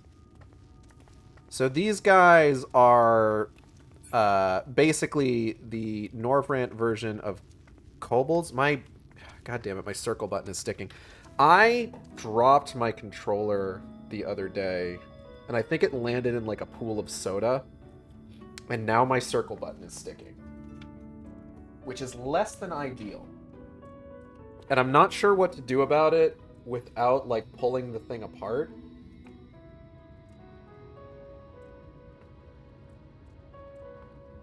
Which I would prefer not to do if I could help it.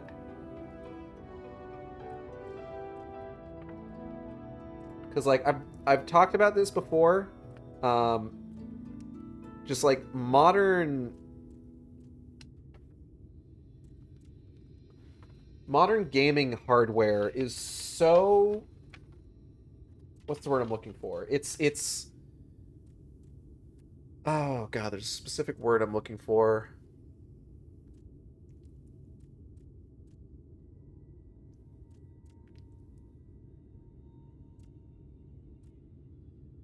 it's so hostile to, like, at-home repairs because it's made of, like, plastic panels that are meant to sort of, like, click into each other. So if you're not careful, if, like, you are just slightly not careful, then you could potentially do, like, some serious damage to whatever it is you're trying to, like, clean or repair.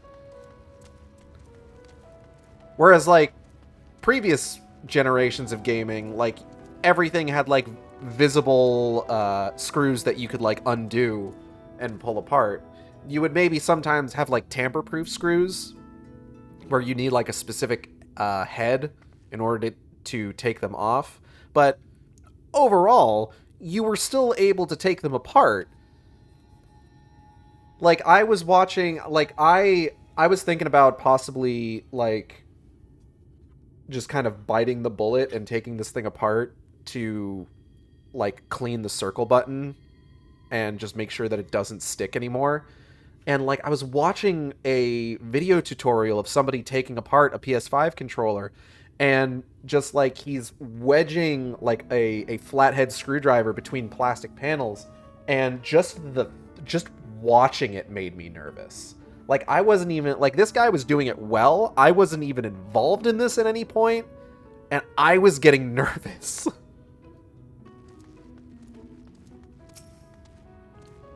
Go on, introduce yourself to Master Gengen. Lolly Ho?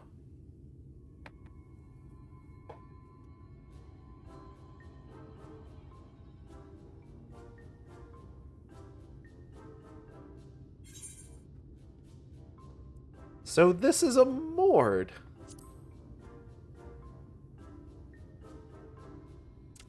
Are you voiced? Master Gengen, this is the friend of the Exarch I was telling you about. I wasn't too far off with his voice, actually. Very good, very good. Though friend or no, all are welcome in Mord's Souk. Souk is Mordish for city. As things stand, this souk boasts the largest and busiest marketplace in all Armorang. Sick. You'll find ore from the mines here, of course, but all manner of other things too, many of them rare. As I told you before, not many visit Armorang by choice, but Mord Souk's a different story. Merchants come from miles around to purchase the relics the Mord dig up. Aye, that they do, for Mord do not dismiss the spoils of the earth. We clean them and polish them and reveal to the world their true value. That is why they come here, come from far away, come with much money. And so our souk is always busy, busy, busy. No such thing as a thing no one needs. You say that every time, Master Gengen. Some sort of family motto, wasn't it? Or perhaps a Mord philosophy, for which we should all be very grateful. Would that everyone was so willing to take in refugees regardless of race or creed. Now then, if you intend to spend any time here, you'll want to gain the trust of the locals. And there's a little custom all newcomers are expected to observe. Oh boy. The cracking of the coin purse. You buy one thing from the market. Price can be low or high, just as long as you buy. As the good Mord says. In fact, the Exarch sent a little something to cover this very expense. No shit? A Verbert gold piece, no less. The first I've held in years. Oh, that looks pretty sick. Verbert gold? Real Verbert gold? Oh shit. Here, newcomer, crack your coin purse with me. Oh no, you want my goods, newcomer. I have jars and pots all smooth and shiny. Over here! Come and look! You buy, you buy.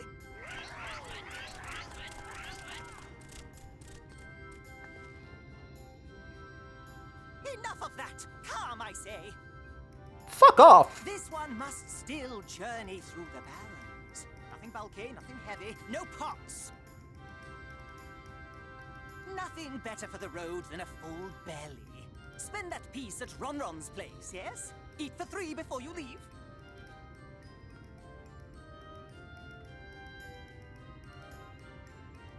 Ron.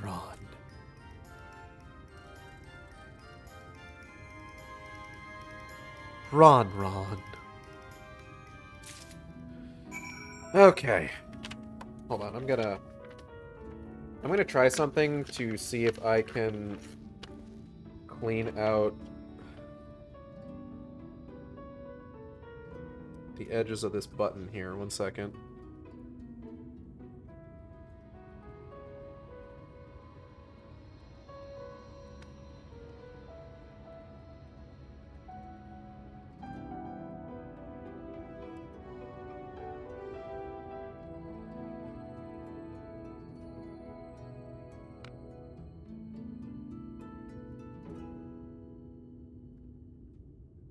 Okay, if nothing else, I think I've managed to identify where on the button the stick is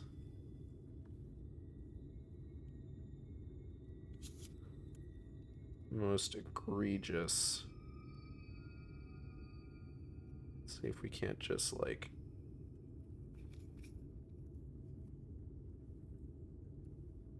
okay. Alright, we're gonna hope for the best here. Anyways, let's go see what Ron's got for us. Oh god, excuse me. Hi, Ron, is it? Welcome to Ron's Traveler. I have wares to empty your purse and fill your belly. Take your time, stare and sniff before you choose, but no drooling on the merchandise, yes? Browse Ron's wares. You may move the camera as well as zoom in and out, target a foodstuff, and inspect it with R2/X.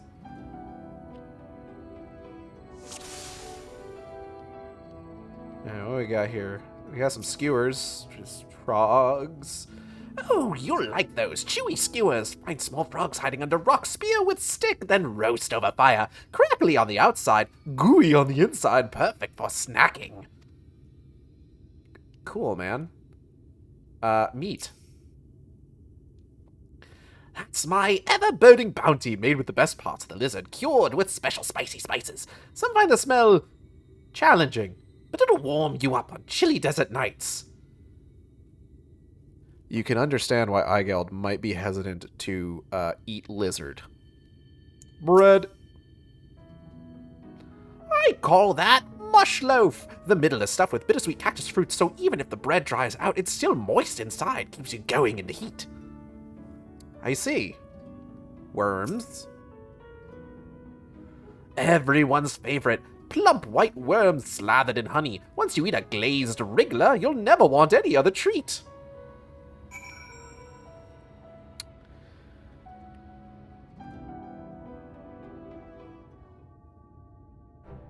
They all look tasty, yes? Which to choose, which to choose? So, in Eigeld's story, this is actually a pretty... I wouldn't say a major moment for her in the Shadowbringers narrative, but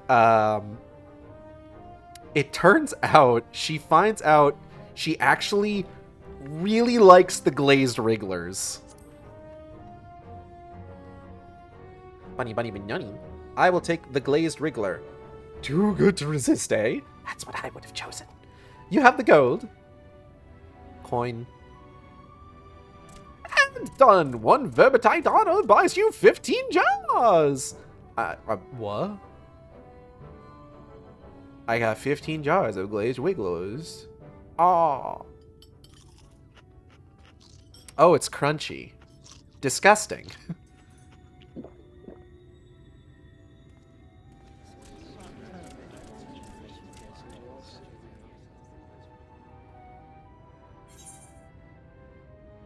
Every last mouthful.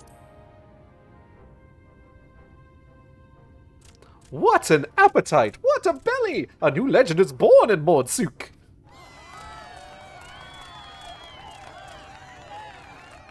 Canonically, Eigeld ends up really liking the glazed wrigglers and comes back for more whenever she gets the chance. Consider your coin purse cracked. I am pleased to accept your custom, and Gengen will be pleased that you honored ours.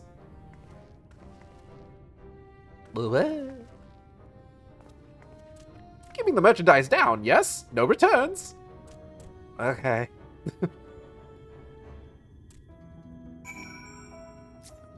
Alright, shall we, Hazel?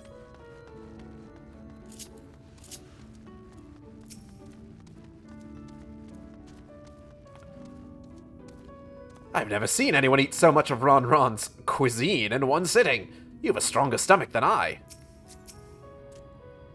I was watching from here, Eigeld. You honored our custom and with great relish. There wasn't any relish on those. What are you talking about? You will always be welcome in Mordsuk. If you need anything in Amarang, we are here to provide. Hi, Raggy. Cracking the coin purse is only the beginning. We have wares for every occasion, so feel free to spend to your heart's content. Raggy, can I help you? Cassard is impressed by your gastronomic fortitude.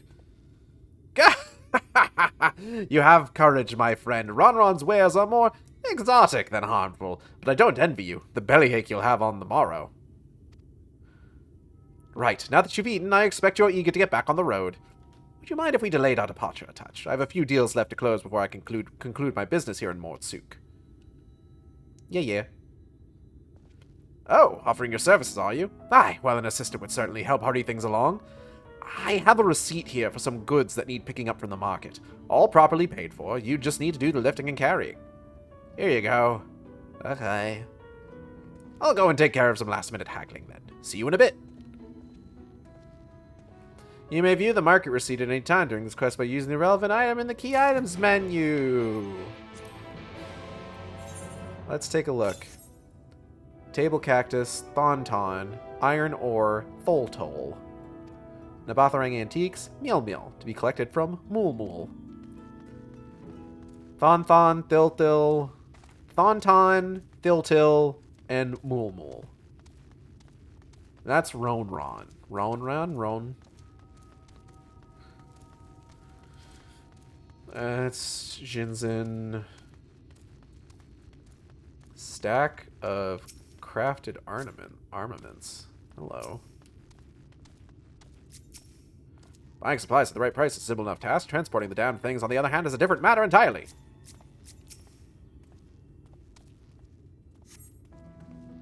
If you're handling Cassard's porter work, you've come to the wrong place. He has no outstanding orders with my shop. Fuck. Alright, Tholtol. Here we go.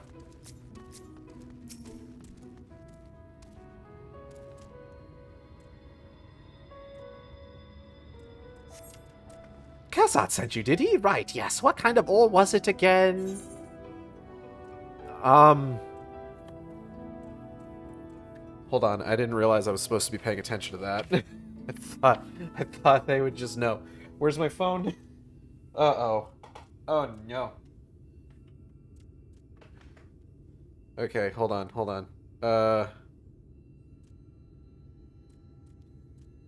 Hope this is not one of those things that, like, changes. Off the meal, FF14. Walk through. Iron ore. Okay. It was iron ore. Iron ore, of course. That would explain this box I have here. It's all yours. Thanks, man. Alright, Hazel. We might want to get a bird's eye view here. Okay, what's this? That's Ron. We don't need nothing from Ron. Ron is useless to us. Meal. We do have business with Meal, but we are picking it up via Mulmul. That's Boon Bun. We don't need anything with Bun. I'm plenty Bun for everybody involved.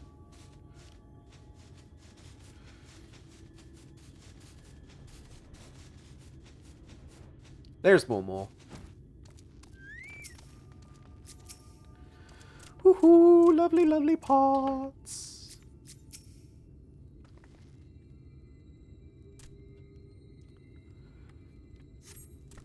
Hey, no touching! That merchandise is spoken for! You couldn't possibly change my mind with a better offer! Bunny, bunny, banani, banani, banoy. What? Cassad sent you? What? Why didn't you say so? I wouldn't dream of selling his goods to a higher bidder! No, no, no, no! Nabatharang relics, was it? All packed in that box there, handled with care. Thanks, man. Thornton! Herbal remedies. You came in with Cassad, yes? Good, good. I can finally stop thinking about that sack. Please take your prickly purchase. I got a sack you can think of. I'm so sorry. I'm so sorry. That just came out.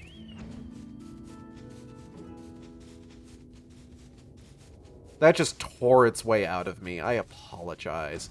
Alright, man, I got your shit. Don't tell me you've been around the entire market already. Yeah, man. Here's your shit. Here's your stuff. Take it. Take it. Aye, that's the lot, all right. Good work. And quick work, too, considering you've not set foot in the place before. I'd thought you want to sit in the city like the Exarch, but something tells me you're not a stranger to visiting strange lands. You could say that. Unfortunately, your efficiency presents something of a problem. I'd hoped to conclude all my business before you returned, but it seems there's been some confusion over one of the orders I placed. I'll have to drag in my middleman and sort this mess out. I'm sorry to make you sit around and twiddle your thumbs. Cassard, it feels like an age since I last saw you. Huh?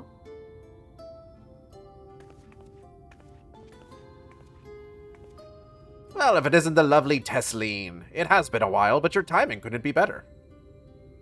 This lady was on her way to meet with Alice. I'm supposed to be taking her to your corner of the desert, but a misplaced order has commandeered my attention. Oh? Wait, I know who you are. Alice told me so much about you. You're Eigeled, aren't you? What? Uh-huh. I knew it! How wonderful to meet you in the flesh after hearing all those stories! I'm Tesleen. I work as a carer at the inn, and I've gotten to know Alice quite well since she took up guard duties there. Do you want me to take over as Eigeld's guide, Cassad? My shopping's all done and packed for the road, so it would be no trouble. That would be great help, thank you. Well, it looks like you'll be able to head straight out after all. My caravan and I will be in the area for a while yet. Seek me out when you've had your fill of Amarang, and I'll send you back to the Crystarium. Okay.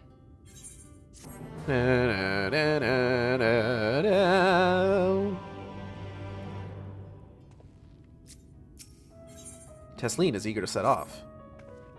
Alice has been desperate to see you, Eigeld, so let's get you to her sooner rather than later. The inn isn't too hard to find, really. You can actually see the top of the rock spires from here. We just need to swing around the ridge and then head south. Come on, I'll get my supplies together and meet you outside.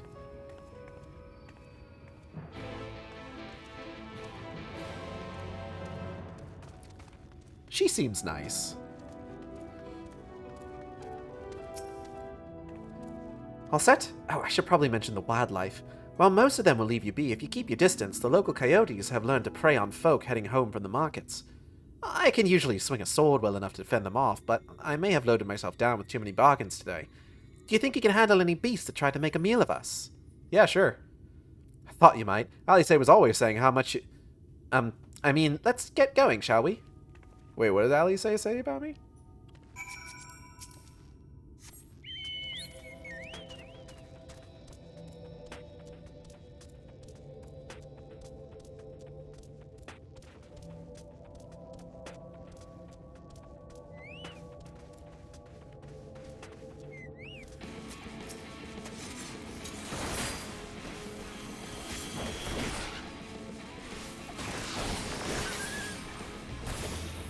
Oh, we're done. Sorry, there wasn't much time to shout a warning. Were you bitten? Those things can be nasty. And it hardly a match for you, it seems. I'd always thought Alice was strong, but in her mind, she was never... Now it makes sense. Well, we should push on. It might be best if you scout ahead and clear out any coyotes that have our scent. I'll wait here so you can fight without any distractions. Might save time if you could head down past the ridge and clear out any coyotes lurking nearby. Coyotes. Coyote. Caillou.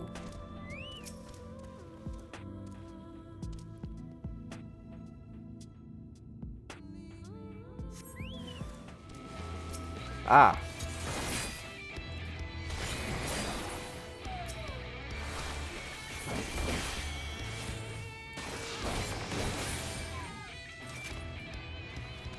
Now, these guys aren't very tough, are they? Chesleen! We did it! We're all clear. Oh, thank goodness you're back.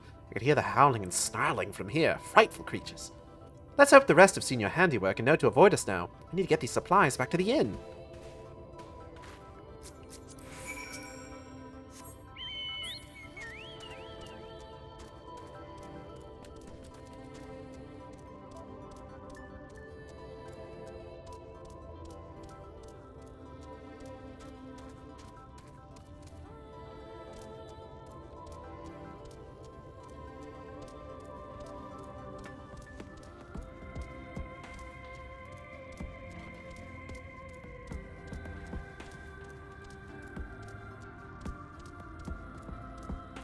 Oh, Moose is desperate to get out.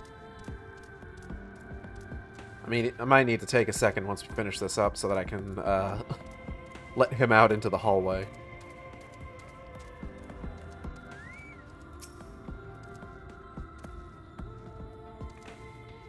This is it. Thanks to you, I didn't have to drop my shopping even once.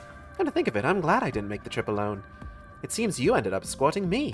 I'll have to repay the favor somehow, but first let's head inside, shall we? Oh, is this one voiced? It might be.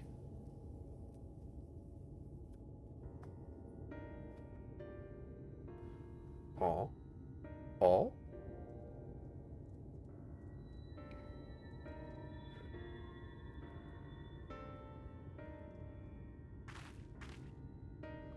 Oh, it's not. Okay. 1 second. I'm gonna go ahead and let Moose out into the hallway here real quick. 1 second. Just 1 second.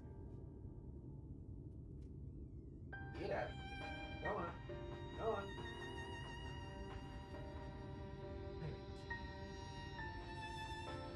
Raggy remains. Raggy endures. Ugh. Welcome to the inn at Journey's Head. You might be our first visitor from the Crystarium since Alice arrived. It's not much, but it's home for the afflicted and a handful of carers. The afflicted? Huh?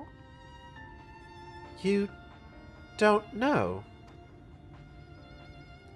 I don't think I've met anyone besides Alice who is so unfamiliar with our situation here. Most folk have grown up knowing someone who knew someone. Aw. Huh. I might leave out something obvious, so it may be best to have Alice give you the full explanation. Okay.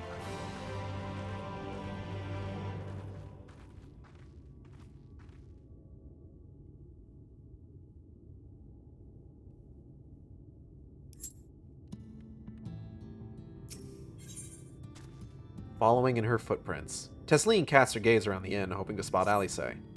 Now, where is she?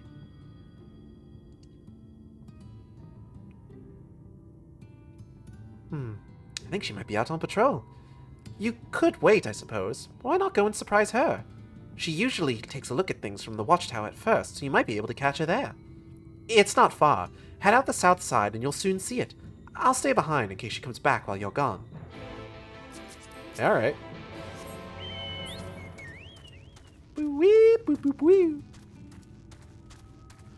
Not 100% certain how much longer we'll go for.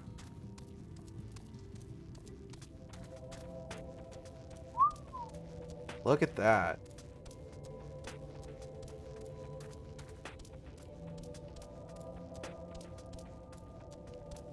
Be gone.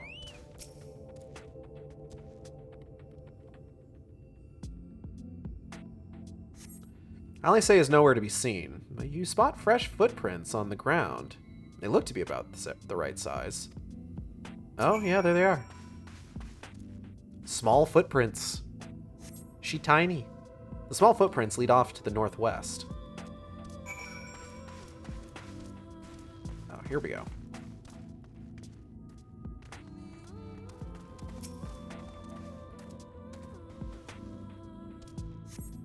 Footprints continue on to the northwest. I'm getting the sense that she may have gone northwest.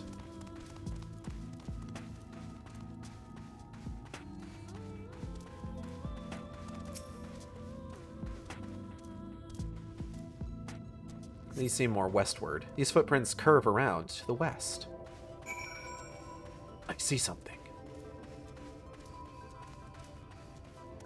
Funny mummy.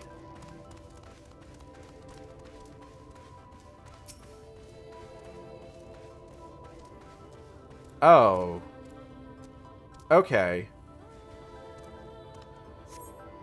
There are more tracks here, but they end in a mess of disturbed sand.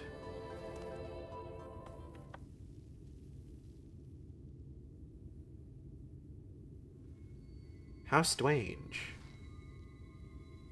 Hmm.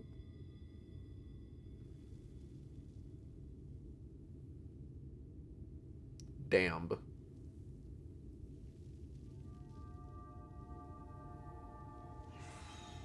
Habwa.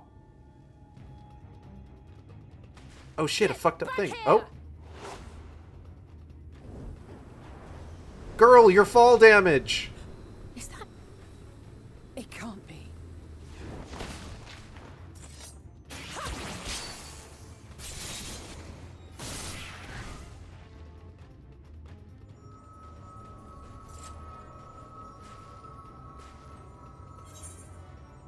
Impressive. Just a lesser sin eater. Nothing to write home about. I knew you'd turn up sooner or later, but I had been hoping for sooner.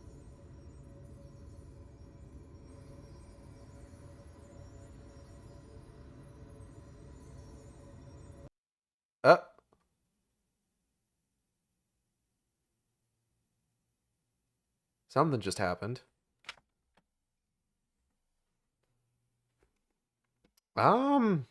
Okay. My Elgato seems to have frozen up here. My game's still going. Hold on, let me...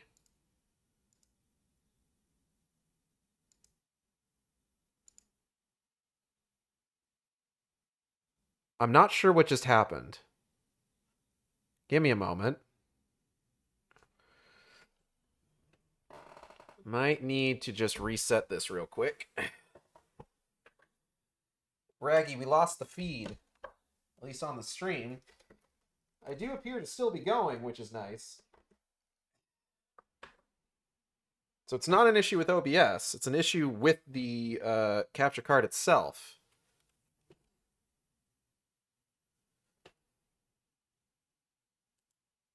Hold on. There we go. Alright, so she said, "How are you?"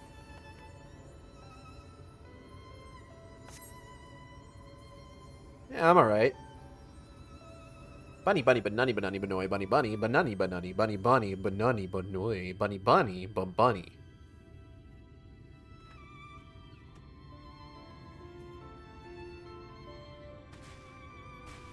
We've fought them to a standstill then.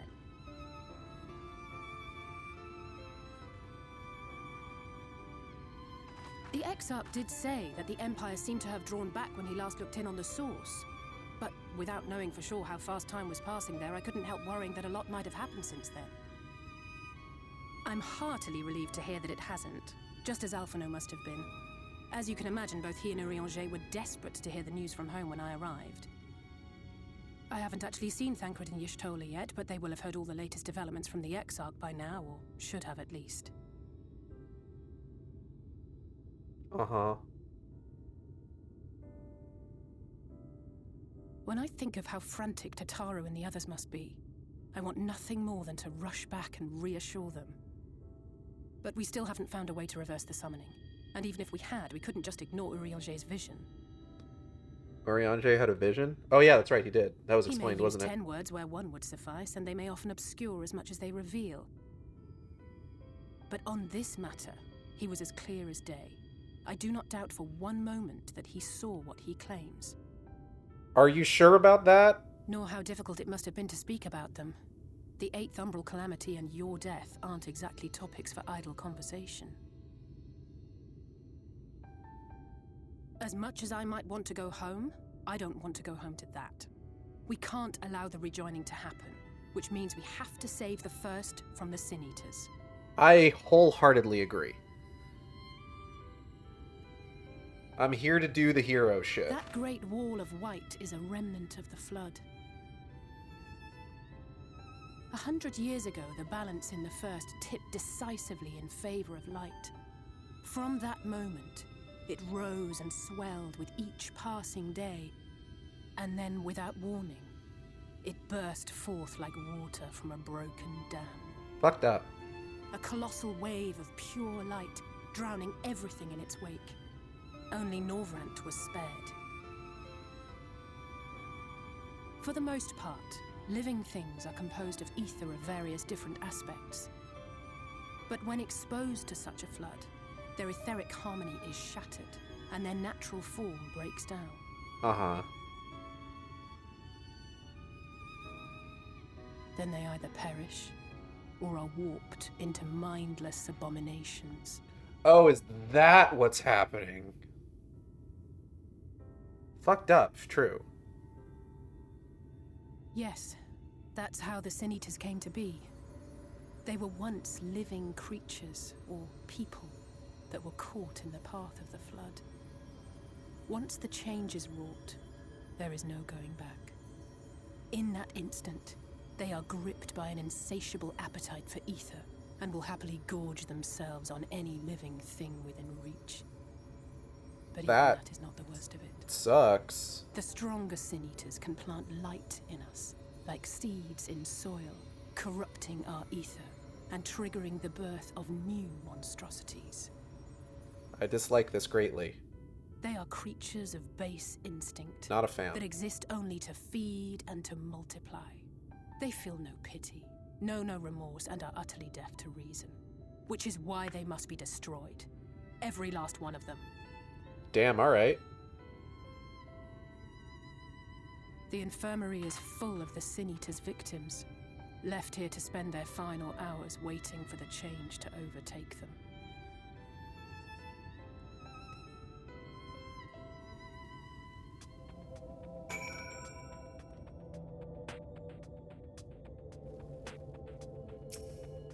You good? It's just a matter of time. More for some, less for others. Those patients will all become monsters in the end. And to add insult to injury, the afflicted are feared, shunned, cast out of society and exiled here to the edge of the world. The only good thing I have to say about this hellish place is that it has served me well as a training ground. Tesleen and the others have also been kind enough to share their knowledge of the Sin Eaters. Which is knowledge I can now share with you, while you help me finish my patrol, of course. Yeah, alright. Alisaie would have you help her finish her patrol. Here's what we'll do. I'll take the east side of the inn, you clear the west. That way you can have an undiluted experience with the resident terrors. These marks on your map are where the usual trouble spots are. You can assume that any beast with a white hide or carapace is a Sin Eater, but you'll know for sure soon enough when they come slavering after your ether. Remember, it's kill or be killed with these monsters. Once you've slain whatever's prowling around out there, we can rendezvous back at the north entrance. Good hunting. Thank you.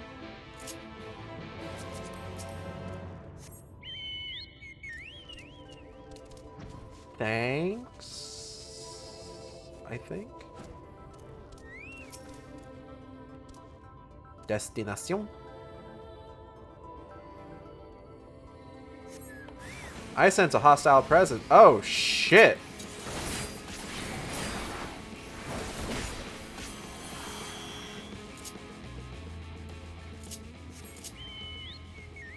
And away we go.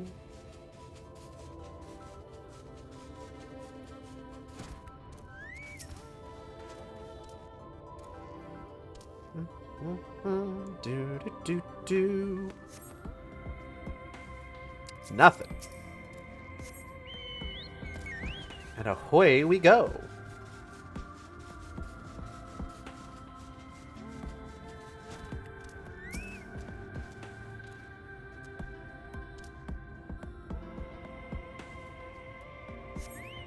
I sense a hostile presence. Oh yeah, there it is.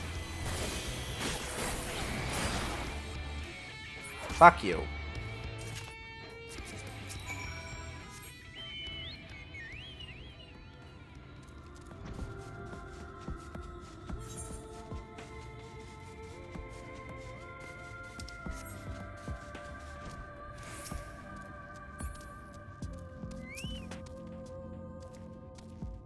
How did you fare?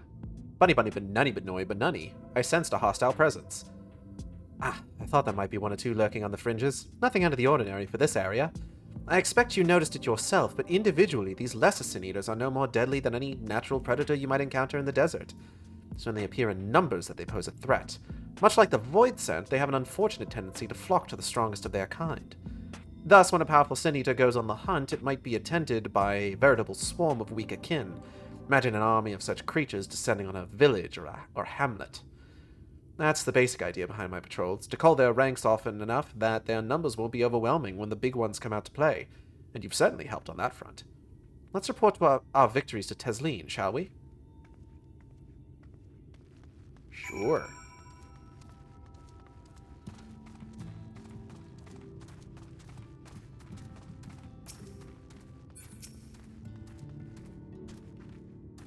She hasn't been telling you stories, has she? Oh, gods.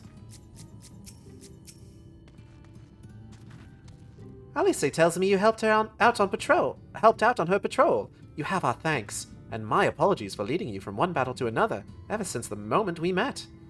In any case, I'm glad to see the two of you found each other. You have no idea how badly Alice has missed your company. Everything is always if Igeld were here, she would... That's an exaggeration. I don't sound like that either. I was simply trying to view matters from another perspective, and I respect Igeld's methods. Honestly, after seeing her in action, I can understand why.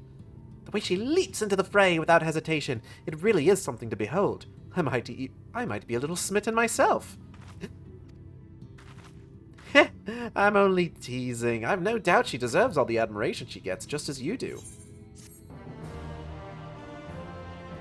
Alright, I think I got time for one more quest before I want to stop for the night. This is what I get for showering. Maybe I'll just head out on another patrol. A purchase of fruit. Tesleen has the air of a woman being pulled in 10 directions at once. I'd love to lay out a welcome meal, but the duties I put off when I went to the market are still waiting for me. There are 101 things that need doing. I'm sorry, but would you mind waiting here with Alice? What, and twiddle our thumbs while you work yourself to death? Surely there's something we can help you with. Bunny bunny. I could do with a hand, it's true. Thank you. You can start by helping me sort out the larder, Alice. While we do that, could you tend to a few patients, perhaps? There are 3 in particular I meant to visit. It's just a matter of saying a few words to them and seeing that their skin isn't caked in sand. The names are Parnil, Todden, and Halric. They may not give much in the way of a response, but I promise they'll be pleased to meet someone new. I would speak more on the subject of Sin Eaters, but let's see these tasks finished first. It will do them good to see a new face. There's not much in the way of novelty around here to distract them from their worries. Okay, let's go check out Parnil. Sup, dude?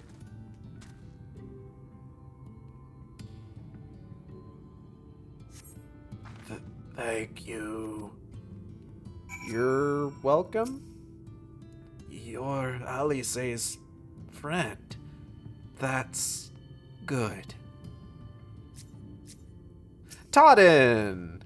How's it going, big man? How you feeling? How's life treating you? Badly, it looks like. Todden glances up at you blankly, but you notice the tension in his face ease slightly. Good talk.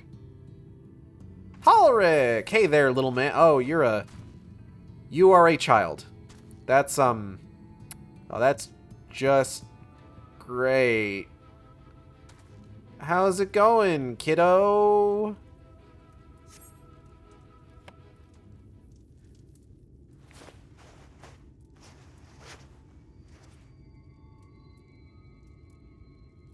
Halric remains utterly still as you wipe the sand from his cheek. The texture of his skin is hardened into something akin to plaster. Huh.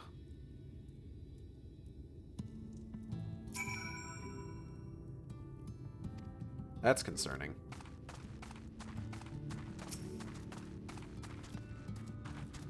Your work is done, then? Yeah, man. You've seen to the patients. How were they? Bunny, bunny, banunny, banoy, banunny, banunny, bunny, bunny. Good. That's good. I knew they would enjoy meeting you. I am concerned about Halric, though. I'll have to speak with the other carers, but I think his time may be near. We shall leave you to have that discussion, then. I was going to take Aigale to Mord Sook if you have any errands there that need doing. Well, I suppose there is one thing. Would you pick up a nectarine from the markets, please? Cassad's caravan just passed through, so Ron should have some fresh fruit. Come, then, Aigale. There's something I want you to see, right after we stop at Ron's stall, of course. Yeah, alright. Oh, my jobs are all under control now, thank you. Go and spend some time with Alice.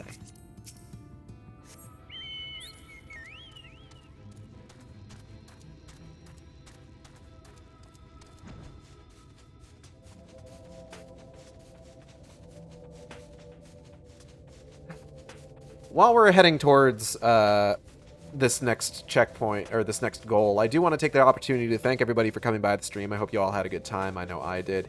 If you enjoyed the stream, you could subscribe here on Twitch. We have special emotes for subscribers. You can also follow me on Blue Sky and Tumblr at AcidXShark, where I post all the streams as they happen, or on YouTube at AcidXShark, where I post all the streams after they happen. Art for the stream, chat blocker was done by Isaac, who you can find on Blue Sky at Knucklebone. That's Knucklebone. Isaac's a cool guy. Good artist. Cool guy. Highly recommend checking his stuff out. VTuber was done by Audrey and B of Team Catpool. You can find on Twitter, Twitch. Well, I mean, yeah, Twitter, but, like, more importantly, Twitch, Blue Sky, Tumblr, YouTube, VGen, at Team Catpool. That's TEAMCATPLE. You should commission them. You should do that. I've done that. Why haven't you done that? You should do that. Highly recommended. Don't email them, though. Use the VGen. That's what it's there for. Let's see about that nectarine, shall we? Hey, Ron.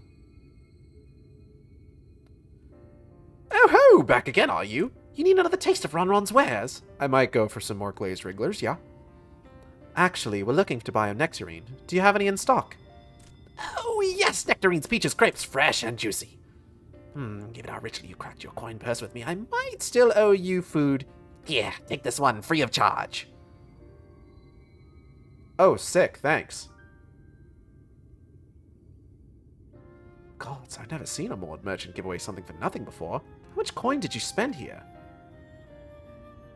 Oh, yes, I'll take a jar of honeyed worms as well. What? Oh, no, they're not for me. It's an offering of sorts. Ahem, the worms, if you please. Only the best wrigglers for you. Come again, my friends. Are you going to eat those? Right, that's our shopping chores taken care of. Let's head up past the Aetherite to the main tower. The view I want to show you can only be seen from its very top. Oh, alright.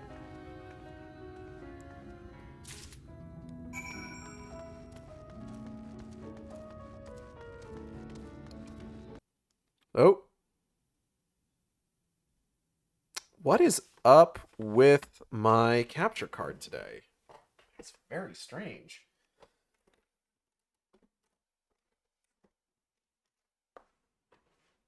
Hold on. Let's deactivate, activate.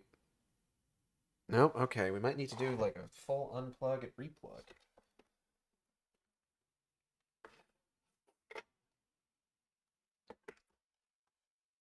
Alright, let's try this. Okay, there we go. Very odd. Very odd. I am glad that's not causing any, like, major issues with OBS at the very least. Still, it's inconvenient.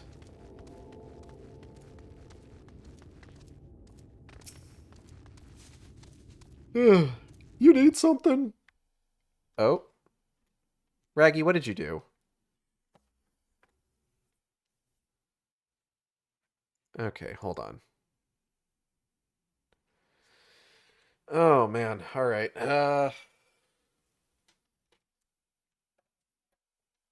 Maybe reset this.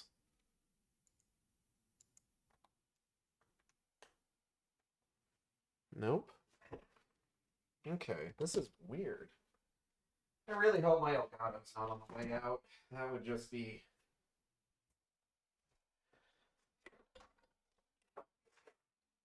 an expense I don't really need right now.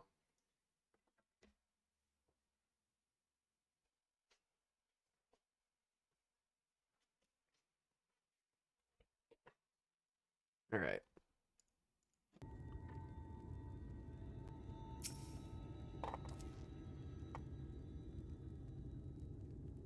Here, you precious worms. This buys us a trip to the top of the tower, does it not? Glazed wrigglers! You actually broke them!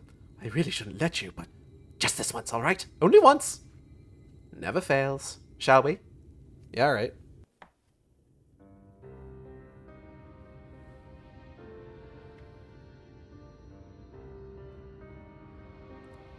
Hell of a view.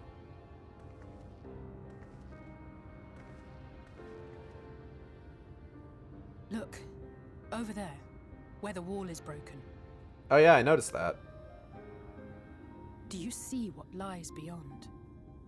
That's what the land became after the light flooded in.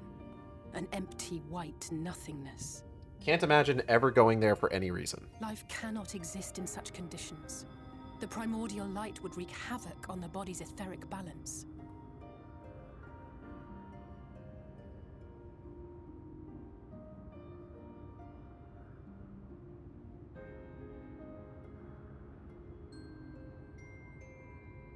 That nectarine you bought, it's Halric's favorite fruit. Oh yeah?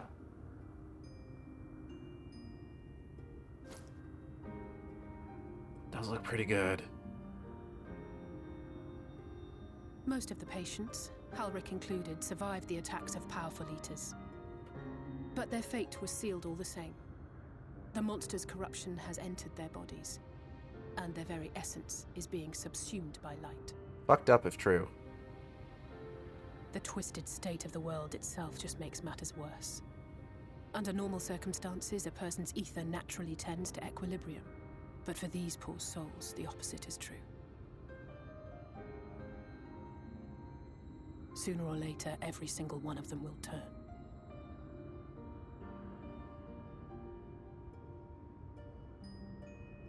Damn, bro, that sucks.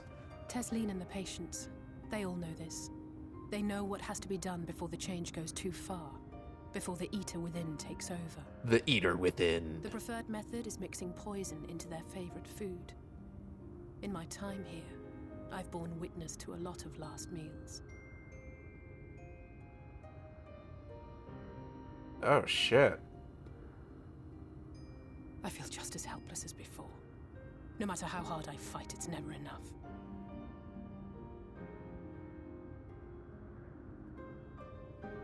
But it's a war I mean to wage, nonetheless. Speaking of wars, do you remember how I made you promise not to leave me and then promptly collapsed? Yes. Well, let's just say I had a few choice words for the Exarch concerning the timing of his summons. Oh, I bet. God, I wish I could have been there. But even if the fault lay with someone else, I couldn't shake the feeling that I'd abandon you on the battlefield. So I swore that I'd make up for my absence there by making a difference here. And that's what keeps me moving forward, even when things seem hopeless. Hell yeah, girl.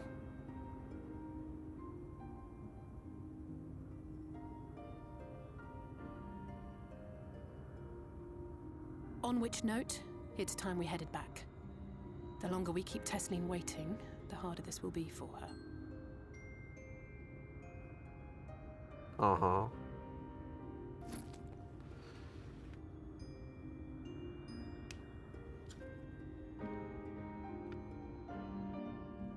I think since I have flight, I might still be able to get up there. Let's find out real quick.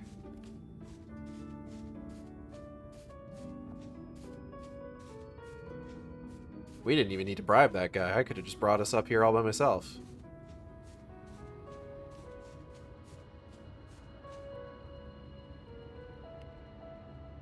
Although, realistically, if I had been playing this for the first time, I wouldn't have flight right now.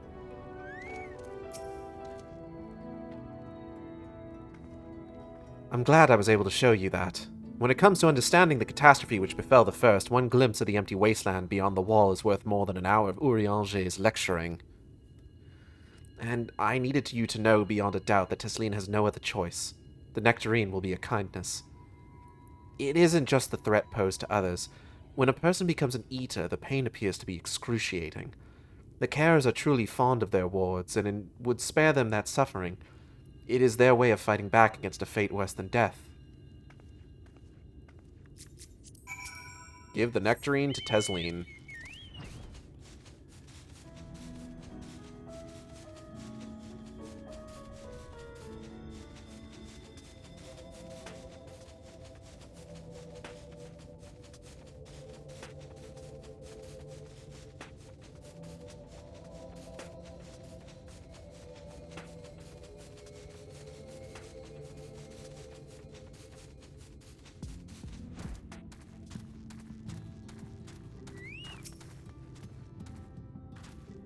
Go ahead.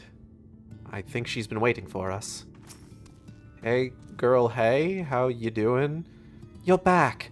I hope you had a nice time. Did you manage to find a nectarine? Yeah, here you go. Thank you. Alice has explained why I wanted this, has she? I can see it in your eyes. But we may not need it just yet. I spoke with the others, and we've decided to keep an eye on Halric for now. Thanks to you, though, if his time does indeed come suddenly, we'll be ready to send him on his way with a taste of happier days. Damn, bro! What a note to end on. That is where we're going to end it. With that, we're going to call it a night. Upcoming streams, again, with the way things are going, just with how... with, like, everything going on with, like, Natalie's, like, health and appointments and stuff like that. I'm not 100% certain what things are going to look like this next week.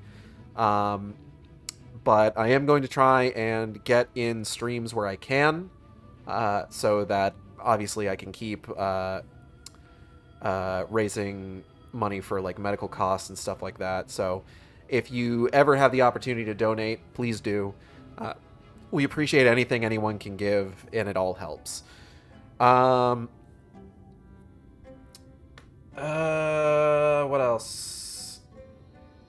But yeah, otherwise, just keep an eye on social medias, where I'll announce what we're streaming, when we're streaming it. And yeah, that's going to be it. I will see you next time on the Shark Stream. Same Shark time, same Shark channel. Take care, everybody.